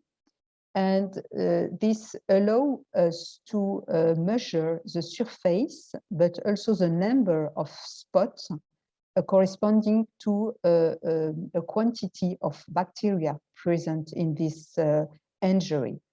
And this quantification permits us to make some grade of infection, which correspond to a surface or a volume of these different spots. And we conclude that, like in human, 4 main grades appears from the very low infection to a very strong and severe infection, which will cause the infection of the bone, and after a few days, the death of the fish. So this work is ongoing, and in collaboration with the Dr. Virginie Moll, so the microbiological part, with the hospital and with the Azelid company, we are now trying to better understand how the biofilm is forming. And we are also using this model for the screening of new drugs. So the second project I want to share with you is the development of a glioblastoma in the fish. So as you may know, so the glioblastoma is the most common but also the most aggressive form of a brain glioma. And the median age is 65 years with a very poor prognostic for these patients and with a median survival of 15 months after the emergence of the pathology. So the aim of our project is to better understand how is the cellular environment after the emergence of these first cancer cells, and to understand how this interaction could impact the proliferation of the tumor and the spread of the different cancer cells. So the final aim, of course, of this study is to identify or to develop new therapy to prevent the development of this very aggressive cancer. We first developed a proof of concept in this fish. So we use for that a transgenic line. So here, this fish, in red, you can see here the staining of the vasculature. So all the vessels are highlighted in red. And in this fish, we injected a breast adenocarcinoma, which is very aggressive and known to make metastasis. So as you can see here, rapidly after injection, we saw here in the venal plexus, we saw the proliferation and the metastasis of some cells which are able to extravasate and to make a new tumor at a neighbor tissue.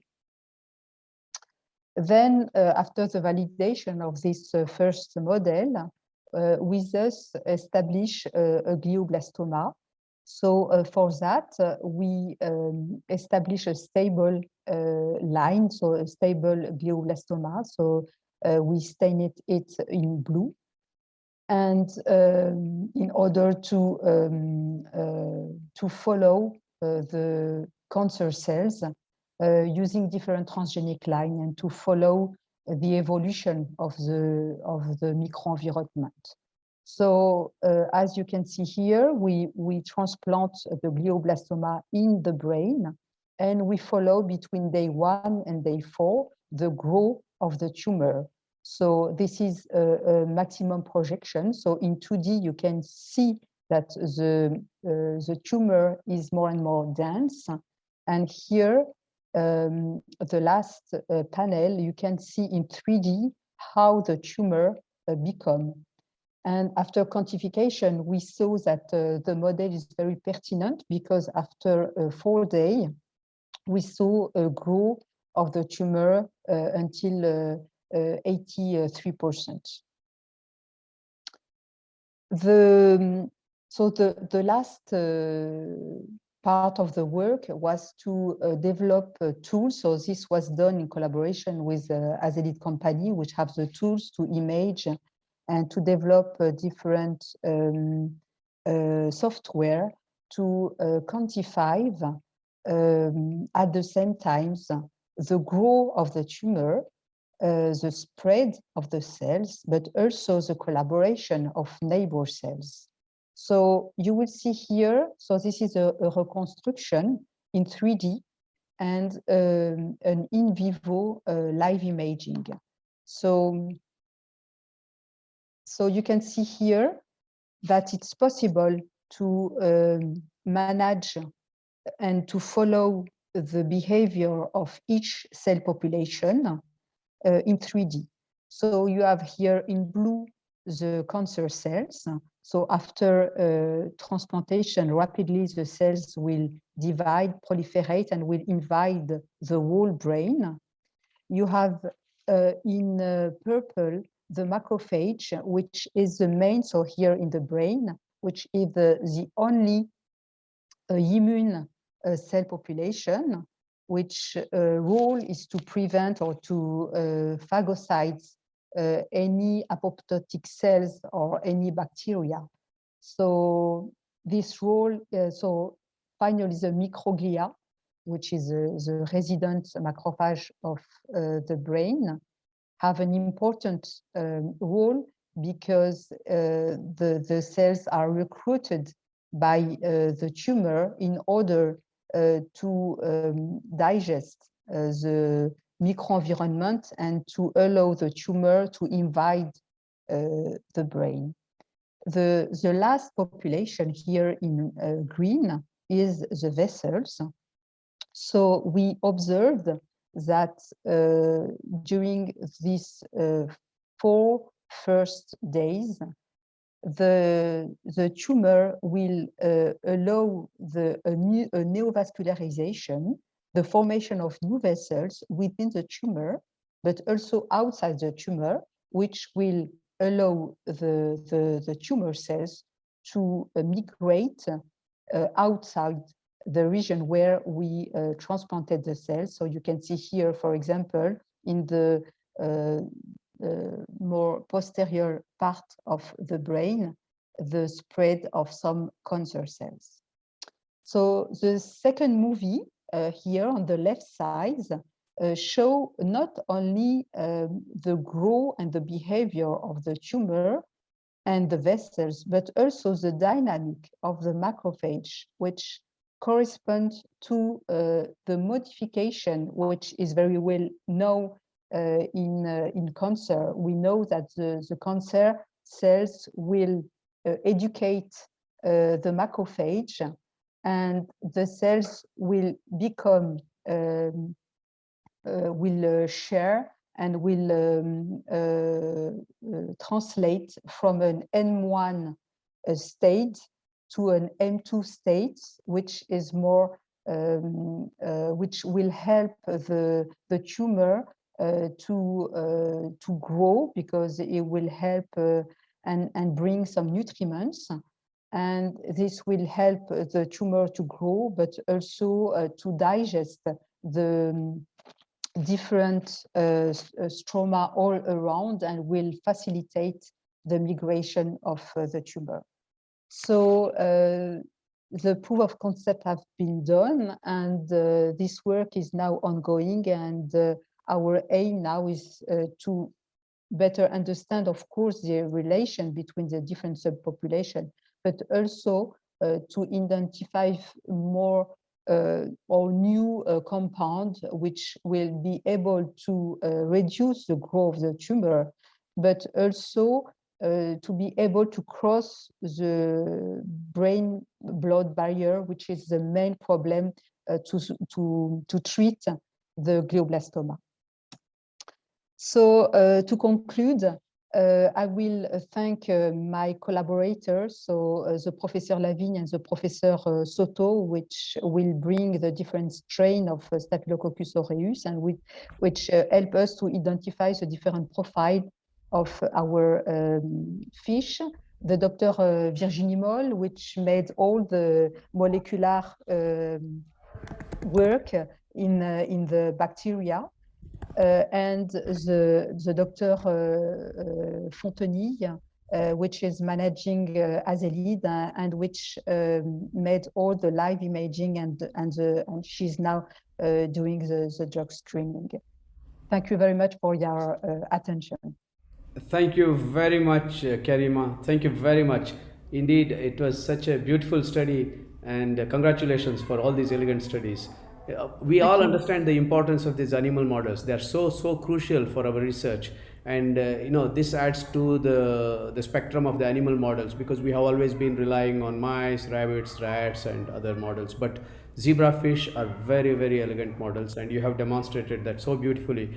And also this falls perfectly within the sphere of One Health. You know, it's a part of, you know, our scheme, today's scheme, and you have done it so elegantly. Bravo. I wish I could take more questions, but for want of, want of time, Please forgive me if I don't take questions, but I request them to post it, and then I'll make sure that you get the questions, and then you please try to answer them, please. And also, you have been working with Virginie Moll, and who has been a long-standing collaborator, for us. And so it's please convey our thanks to her, and bravo once again. Thank you very much. Thank you very much. Thank you very much, My pleasure. Super. We'll now move on to the next topic and next talk, which is by Dr. G.R. Chandak from CCMB, Center for Cellular and Molecular Biology at Hyderabad. And we are changing slightly the gear, and from diabetes, animal model of diabetes, and other models, cancer too. We will now move on to non-communicable diseases in Indians, how complex they are. Translational viewpoint. Thanks very much, Chandak. Over to you. Please.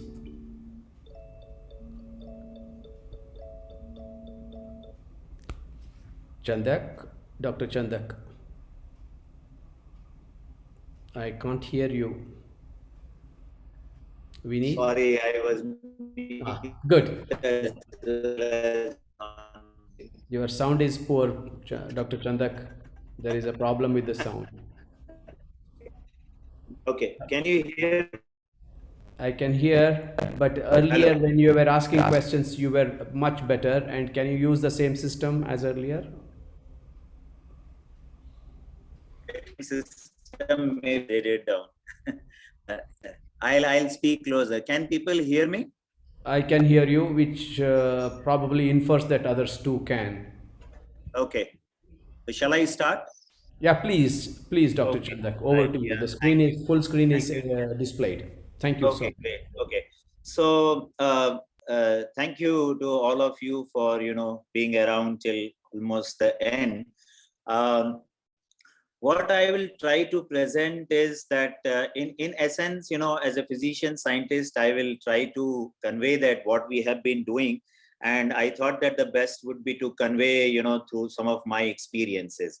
And as I'm trying to tell you about non-communicable diseases, I'm largely going to take type 2 diabetes as example, but you can replace it with, any non-communicable disease. And I am quite confident that they will sort of hold.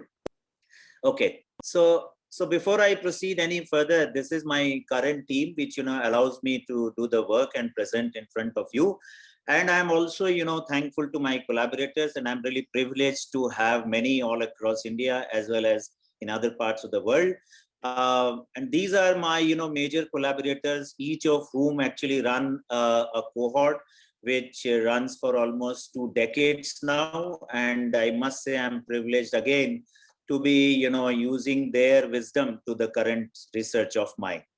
So how can I, explain to you what is really complex? And I thought that this is the way it started for me. First me, then 2 people with whom I collaborated extensively, Dr. Andrew Hattersley, who taught me genetics, and Dr. Yagnik, who taught me, phenotype, which I guess is going to be my talk about. And then slowly, as you went on and on, there were lots of collaboration, lots of people. And this is what I think I can best describe any complex situation as. And currently, that's what we are trying to do, to investigate that how a complex disease can be converted into simple, and whether any treatment or any alleviation of disease severity can be found out. So very briefly, when we talk about genetic disorders, these are the 2 types of genetic disorders. One, a single gene disorder, which mostly is that there is one gene associated with mutation, a particular inheritance pattern.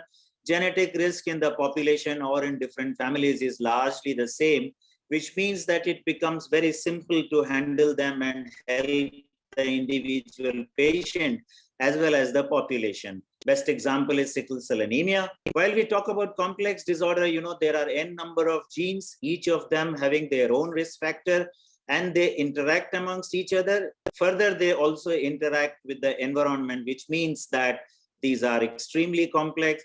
You have to use a combination of genes versus environment.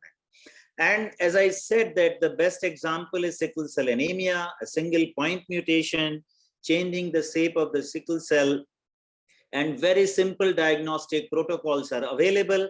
But then we know how it became complex by identification of various features, which suggested that there can be variable clinical severity, and they are influenced by many factors.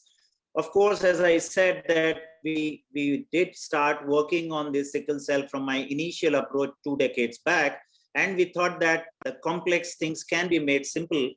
Thanks also to Alok, who actually made my job very simple. I don't have to go into detail.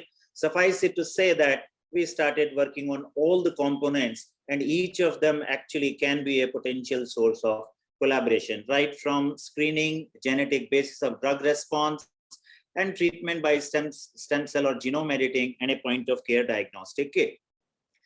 We also worked on tropical calcific pancreatitis because as a physician, I had heard that if there is a different clinical phenotype, it's likely to be influenced by a different genotype.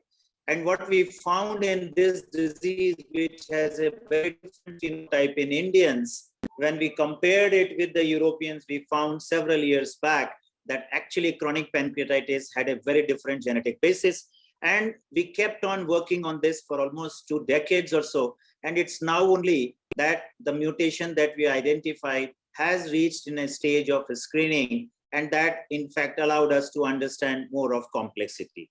I think I have convinced you that how a simple situation or a simple genetic disorder can become complex thanks to our wisdom or thanks to our technical prowess.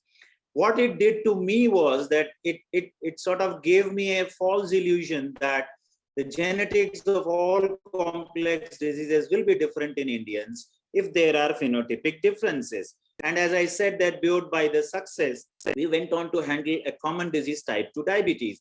And suffice it to say, without going into the details of the slide, that the Indians have a risk of diabetes at least 10 years earlier, at much lower obesity, and they are actually born at least 1.5 times insulin resistant than the Europeans. And as I said, that to a man who had just entered genetics, it seemed that genetics will explain everything. And that was the era of genome-wide association studies, tens of loci in the first GWAS. This is called a Manhattan plot. All these loci are the genes associated with type 2 diabetes. We also conducted an agnostic GWAS, and again, these are some novel loci which we identified. And suffice it again to say that each of them influence the cardinal features of diabetes, the insulin resistance, insulin secretion, and also body fat percentage. But then there were several of the GWASs conducted both in India and abroad.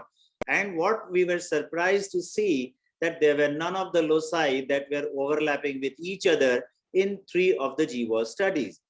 And we asked the question that how is it that this whole information will then work in a population perspective? And this has not even eased in last few years, where now there are 400 loci, but they explain only 18% of the overall genetic contribution to type 2 diabetes. Clearly, we thought that this will take a long time, and this didn't excite me as much. Change of gears, we started asking the questions. Okay, largely the genetic risk is common between Indians and Europeans. The genetic risk is fixed at birth. There are multiple genes, there are multiple variants, the gene-environment interaction. Can we do something beyond the genes? And that's where we just switched the gears and we thought about, shall we try to identify the stage at which the disease risk actually occurs? And in medical parlance, this is called primordial or primary prevention. And I bring to you David Barker, who proposed the Barker hypothesis, which said that the maternal nutrition influences fetal nutrition and growth. That determines the birth size, future development, and it is well established that the low birth weight or the high birth weight, that has got a risk for future cardiometabolic disorders. And clearly, you know, we see that how the fathers and sons are similar to each other. Clearly, the genetics works, the phenotype works. We started working with a number of cohorts, and as without again going into details, you would notice that each of these cohort has their own characteristics. Some of them are pre-pregnancy, some of them are recruited at birth, and some others are at later stages. but each of them have unique, and the best part is that we have phenotypic data at different stages of life, and many of them are quite old as 60 to 80 years, which allows us to ask the question that given a particular genetic susceptibility, how does the environment as much back as the maternal nutrition could have influence? I mean, clearly the connotation is that if we are able to understand the biology, we will be able to have an approach for primordial prevention by doing something with the maternal nutrition during pregnancy. And what I'm going to present you is a work of 2 decades, but very quickly going on from these historic cohorts, we showed several years back that the prevalence of coronary heart disease increases in kids who are born with low birth weight, low birth length, or with low head circumference.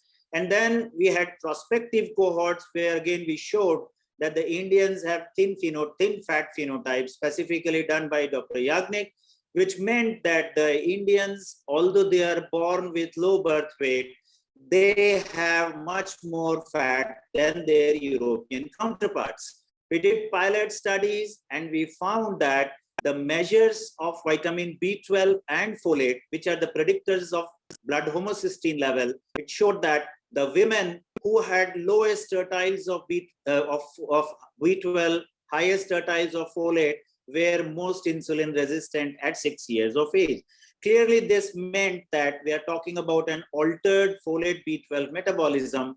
And we also showed by doing a B12 intervention in the individuals with hyperhomocysteinemia, and we found that the B12 levels do increase even with a 2 microgram supplementation, and homocysteine levels also come down. Subsequently, we did a food-based trial and we did birth outcomes and measured. And with all these observations, we established that early life exposure does have an influence on the future risk of cardiometabolic diseases. And we had a biochemical mechanism. This is another study which we did. This was Mysore Parthenon study. I'm not going to go into details, but through this study, what we essentially showed that even the same thin fat phenotype, this is exactly present in the Dravidians also. The other one was an Indo-European ethnicity. What we also showed that vitamin B12 and obesity and gestational diabetes are very closely linked, so that the mothers who are B12 deficient, they continue to be with higher BMI, and those who are deficient, they are more likely to develop GDM, and they continue to be diabetic at a follow-up. And its effect on the children who are born to the kids, born to the gestational diabetes mothers, you will see that the kids who were born to mothers with diabetes, both the diabetic mothers and fathers, they had higher obesity. And also in the other cohort, we did show that the early life phenotype and early life exposure leads to an impaired glucose tolerance in the later stage. So in order to summarize these two parts, what I showed you was there is a nutrient-mediated teratogenesis and there is a fuel-mediated teratogenesis, which means that a combination of these in the mothers during pregnancy is likely to cause various changes during fetal development and may cause adult non-communicable diseases. And as I also showed you that this B12 folate, it sits at each of the crucial phases, and this provided us an opportunity to investigate the possible role of B12 and folate. Now, just to take you to this B12 folate cycle, there is a folate and a B12 and a methionine cycle. You would notice that all the folate that comes into this cycle passes through this homocysteine to methionine, and B12 is a cofactor which leads to its conversion and generates the methylation donors. So it made sense to look at that, whether this folate B12 imbalance can make any difference. We measured the B12 levels in the Indians, and we found that Indians have low B12 levels at all the age levels compared to Europeans. Almost the 50 to 70% of Indians are B12 deficient. We then correlated with the neural tube defect, which is one of the phenotype in the children, which is associated with mother's high homocysteine level, which is determined by folate and B12. Again, to cut a long story short, what we found that rather than the low folate levels in the mother, it was the low B12 levels, which was actually predicting the risk of neural tube defect children in the mothers. And you all know that in India, it's the folate supplementation, sort of pre and peri-conceptional folate supplementation is done in preventing neural tube defect. We have discussed with ICMR, and we find that now, just as the lady is diagnosed as pregnant, folate and B12 both supplementation is done.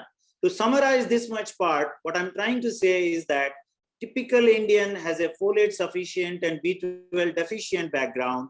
The lady is given folate as soon as she is identified to be pregnant, and in the background of B12 deficiency, folate supplementation aggravates it further, leads to the birth of an obese and insulin-resistant newborn, and as I showed you, that leads to increased risk of cardiometabolic syndrome. Now, we cannot go for any kind of guidelines for public health unless we have done some intervention trials.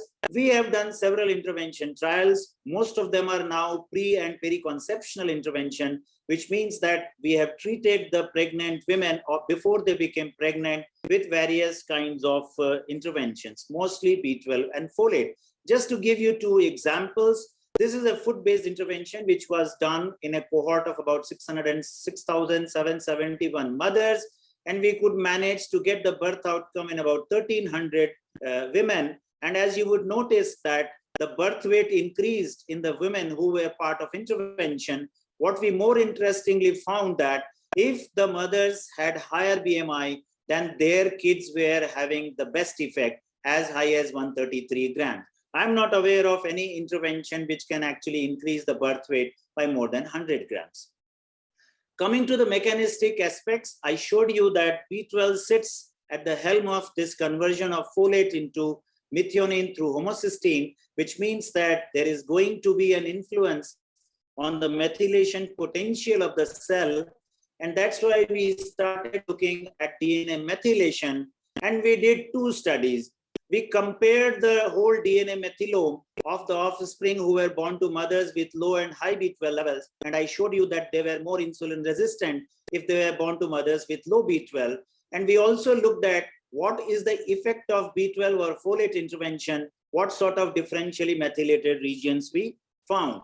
And to cut again a long story short, what we found that there was specific differential methylation of PPARD, which is a gene for diabetes, a strong candidate gene for diabetes. And what we found that these kids had higher methylation levels and an influence on PPARD levels in those who were born to mothers with different levels of vitamin B12. When we compared the kids before and after folate and B12 intervention, what we found in this kind of a study design, where there were 4 arms of intervention, only folate, placebo, B12 plus folate, and only B12. And when we compared the pre and post methylation levels, we found that there were significant methylation differences only in the group which was supplemented with B12.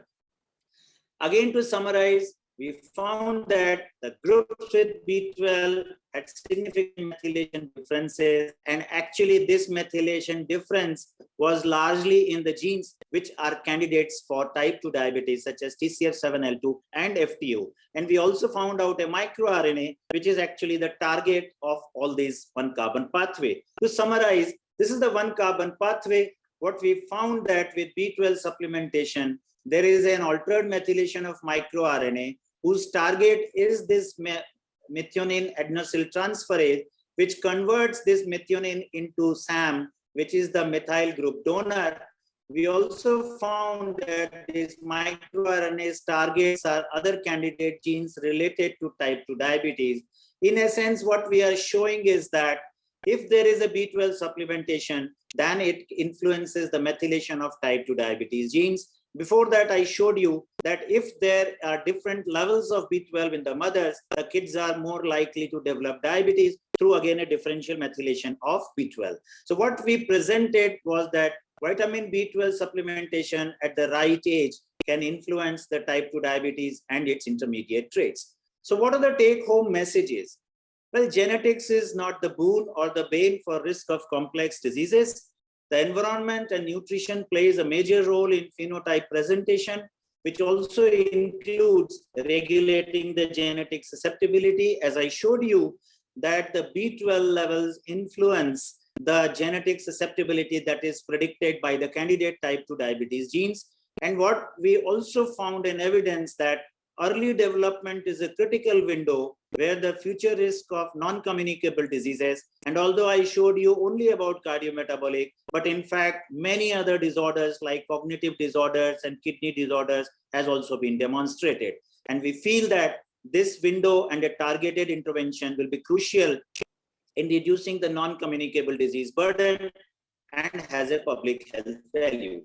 This is the last slide. I don't want to offend any of the clinicians, but this is the life course model where usually the doctors treat the accumulated non-communicable disease risk. Some others would actually treat the adult life, but then our research provides an opportunity for the docs to become really superior doctors. But there is an opportunity to do a primordial prevention by influencing the maternal health, or even I would say the adolescent and prepubertal girls' health, so that this can help in the reduction of the burden of future type 2 diabetes.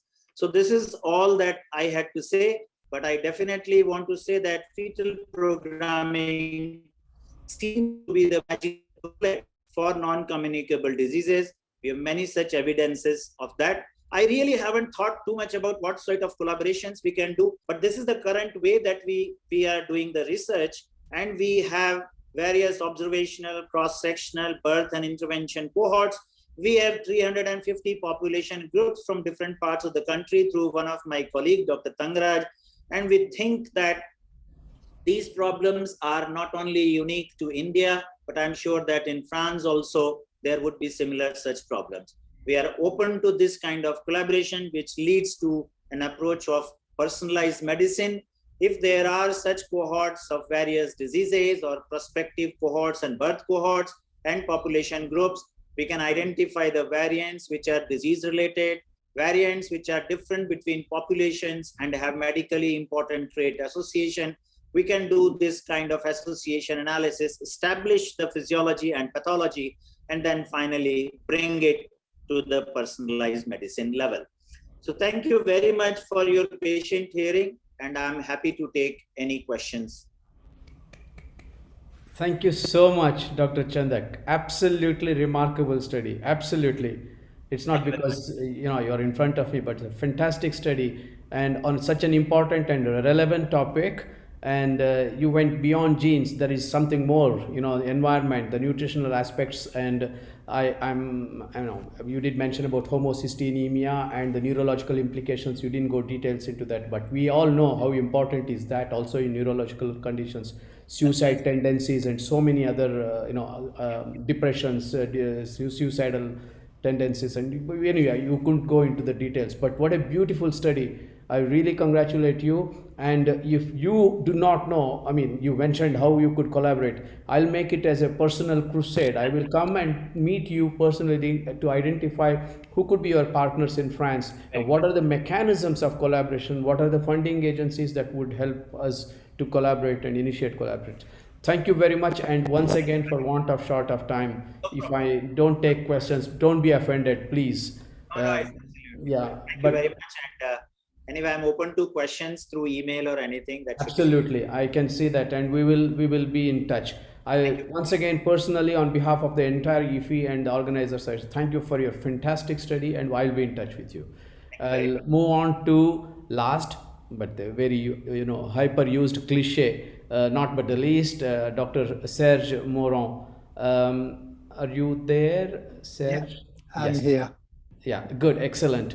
We will go once again, we will complete the circle, if I may call it, because in One Health, zoonotic diseases are extremely important. We heard that from earlier talks about the wild animals, the bats, but then without talking about zoonotic diseases, we cannot complete the discussion on One Health. So I invite you, Dr. Serge Moron, from Montpellier, you will be discussing on accelerating the One Health implementation and the role of emerging zoonotic diseases in that. Welcome to you, and your screen is visible. I think you are also audible. Please start. Thank you very much. And thank you very much for the invitation. But actually, I'm not so far because I'm based in Bangkok in Thailand. And even if I'm attached to France, and I had the chance, I'm an ecologist by training, but I had the chance to be invited professor at the Faculty of Veterinary Medicine, Kasetsart University. I'm not a vet. I'm an invited professor at the Faculty of Tropical Medicine, Microbial University, and I'm not a physician. And this is really nice because it's a really a nice place to really to involve the environment, because I'm a guy from the environment, the ecology, with people that are more concerned by the health of people, the community health, or the livestock and the animal health.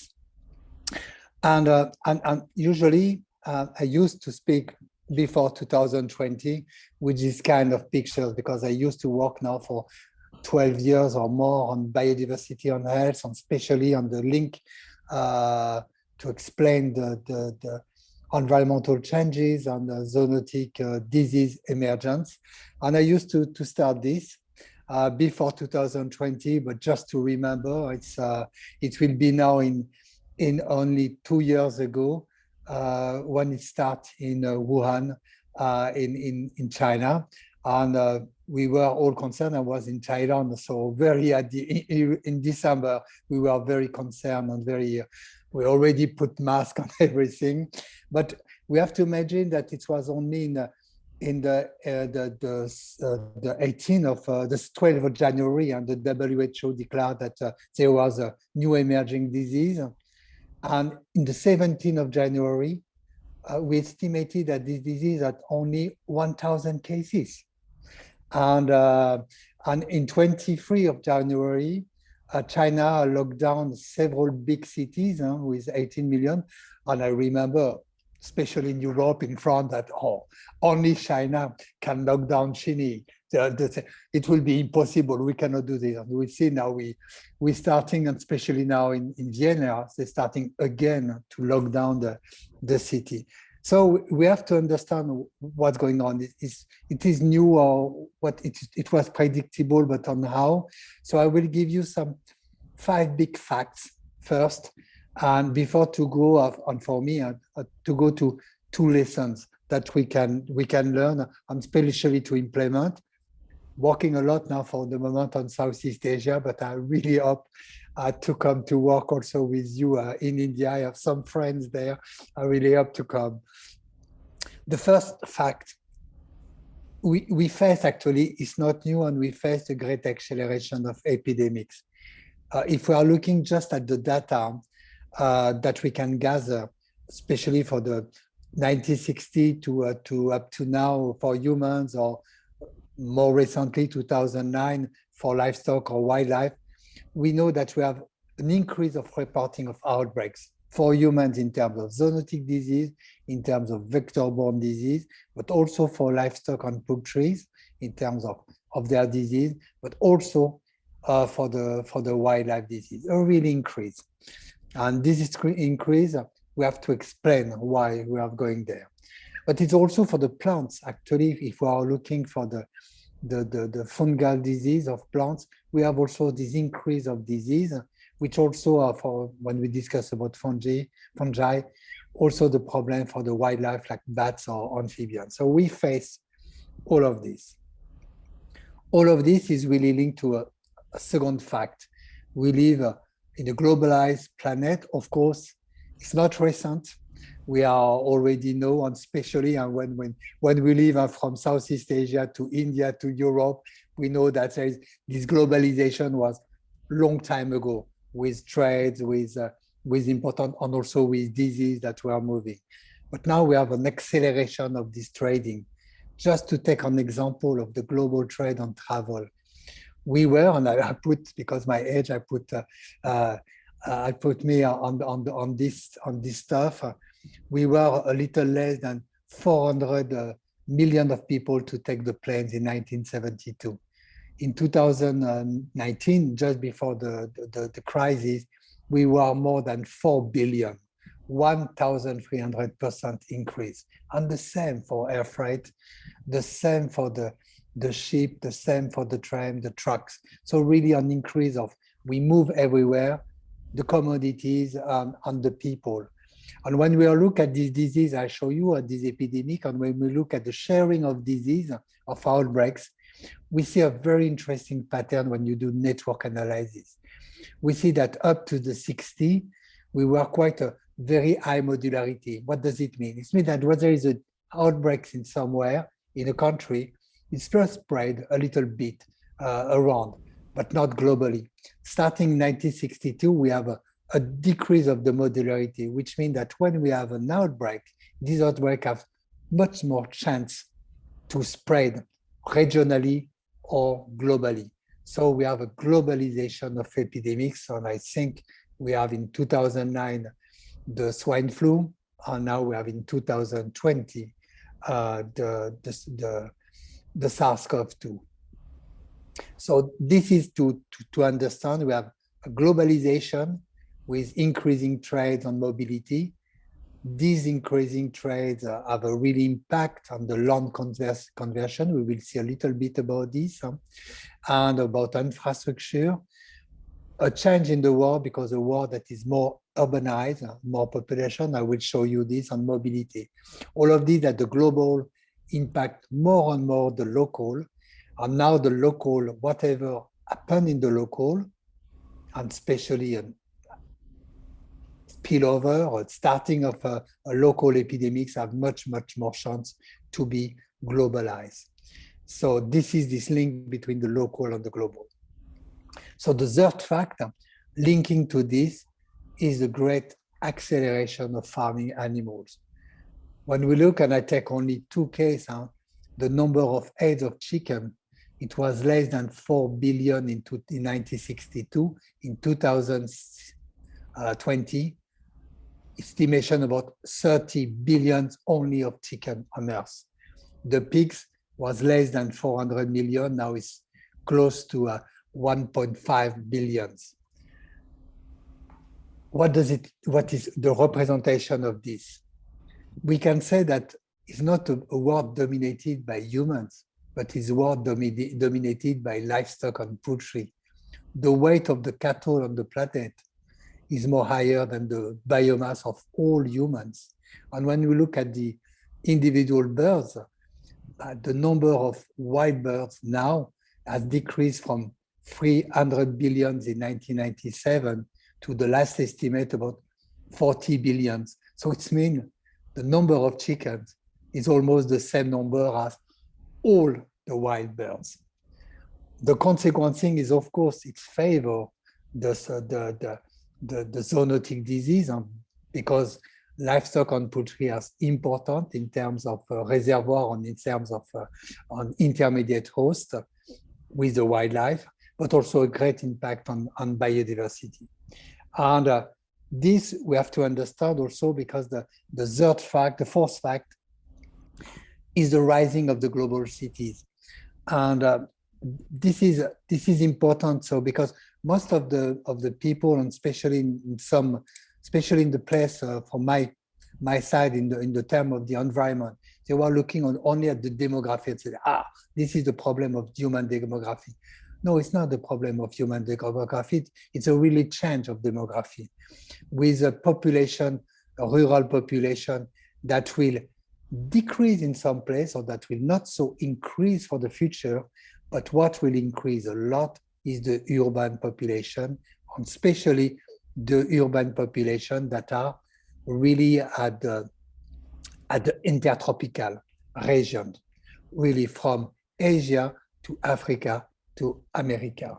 And this is a really important place because they are also a place with high biodiversity, also a place of high density of farming. So which means is the good way to put all together humans, farming, on wildlife, even something as a treat, but because of these global cities, they are connected. So everything that could happen, really. So it's really an important fact, and this will increase at least up to 2050. So really important to take into account the change. All of these have a big impact, and this will be my last fact on the great acceleration of biodiversity loss. If we are looking all of the data that we are that are on other or that we can have the IUCN red list, we see that there is an increase of the number of species that are put on at treat. But also, if we are looking at the living planet index of the WWF, which show that also a real decrease, and especially again in the intertropical region.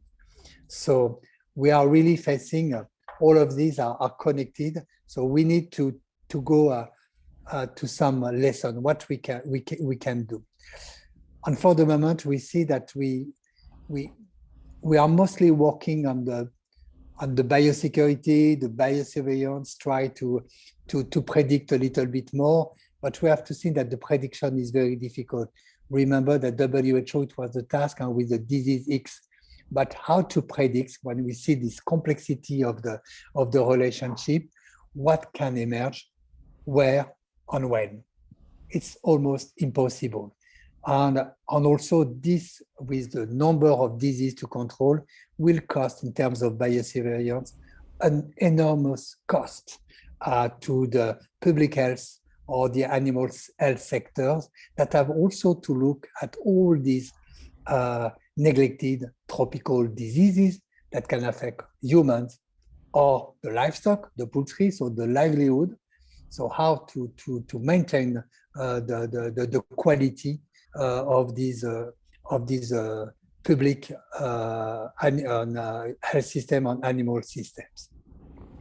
So I will show you 3 examples how it works now.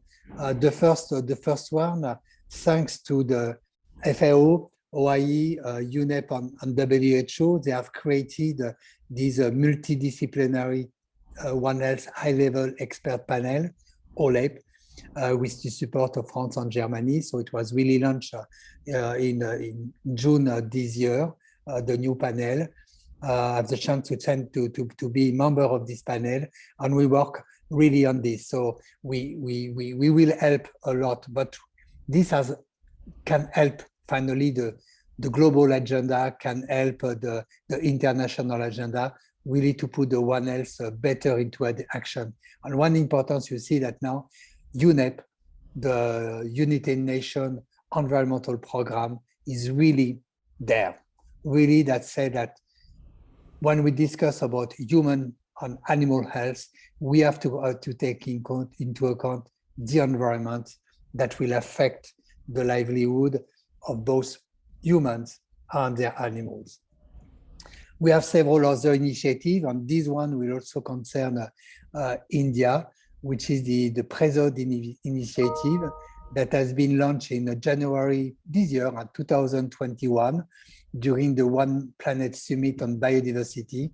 Is really an initiative that now they are finishing really I would say the preparation of this initiative, really to launch really more cool in terms of research, more in terms of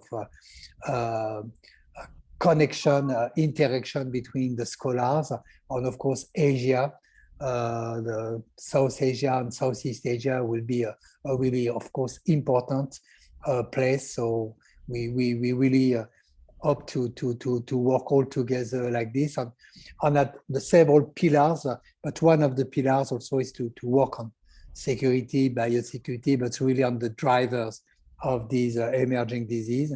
So mostly when we look at this and the risk, it's really the hazard, the vulnerability, and the exposure. We know that there are hazards, but we have to work really to decrease the vulnerability, and especially for the people and the exposure. which could be sometimes quite complex. It's also behavior. But the one else I would say that is with zoonotic disease is one part, because we have very important talks today at your session that we have also to take into account the non-communicable disease. So, and this is a really important aspect that sometimes could be ignored or to be put. And with the One Health, what is important, and especially when we work on the health ecosystems, so when we work on the environment, of course, this will also impact the non-communicable disease that are really increasing, especially in the urban populations. So this is one important part. And the last one, which is more concerned to Southeast Asia, because I'm really part into this call. We are putting really in practice the One Health in practice, and because France is starting to be a development partner for the ASEAN for the ninth time, and working on 3 pillars: knowledge, skills, and practice.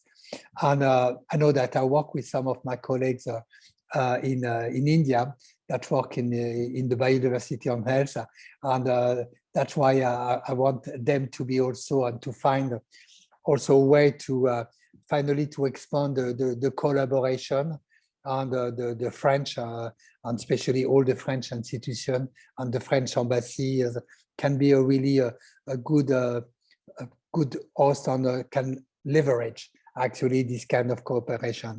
And I thank really much the Ministry of Foreign Affairs of France on all the French embassies in the region. And I will finish now with my second and last lesson. We see that we have several ways to implement, and especially solution. We have to, and I learned this into all of your sessions, especially by your colleagues and our physicians colleagues that really work with the communities following, and also really also with something from the labs on the care, which is really important. As people working in the environment, we have also to be there and to be part of your research, or mostly to implement solutions, but at the level of ecosystem or landscape. And this is the one for the ecosystem approach. By chance, I was also invited recently in India also for a meeting for the livestock health and climate, which was also very important in India in terms of the new agenda for the IRI.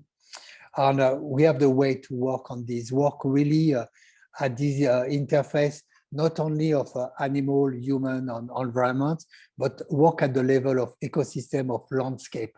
So have a broader perspective for rural or for urban communities, where we can work in the rural, of course, to implement the problem of the livelihood of the farming, and especially the family farming. So working for the health of the animals, the health of their plantation, and their common health, facing the many problems, especially the climate change, but also the transboundary disease, the emerging disease, and working more also at a better way to manage zoonotic risk, but also I would say vector-borne disease risk. And I see that Olivier Tell, my colleague and friends, Olivier is just there, and is one of these key actors in this, working on the vector-borne disease, and especially in the urban and the peri-urban population. So how to really better decrease the risk for everybody. And I will finish my talk by thank you very much for this invitation. Thank you very much, Serge. What a beautiful talk. Really fantastic. I mean, it's not because you're there in front of me, but I could have called it as One Health mode d'emploi. Thank you very much. Really, One Health mode d'emploi means you cover the essence of One Health in every aspect, Absolutely remarkable. And it was, last, but we kept the cerise sur le gâteau, the cherry on the cake. Yours was a cherry on the cake, and it complemented so beautifully with the rest of the talks. And thanks also for mentioning, IRD, INRAE, CIRAD. They're all the French organizations who are all spread out all over and trying to sort out this One Health issue. And thanks for mentioning them. And we also would like to invite our Indian colleagues to take note of all these organizations. They are there to collaborate with. You have important questions, we are here to collaborate with, and you are, you could be called as the ambassador of One Health. Actually, you did such a beautiful job of representing what One Health is for us. And also you mentioned about the non-communicable diseases. Luckily, we included the talk with the prior to one.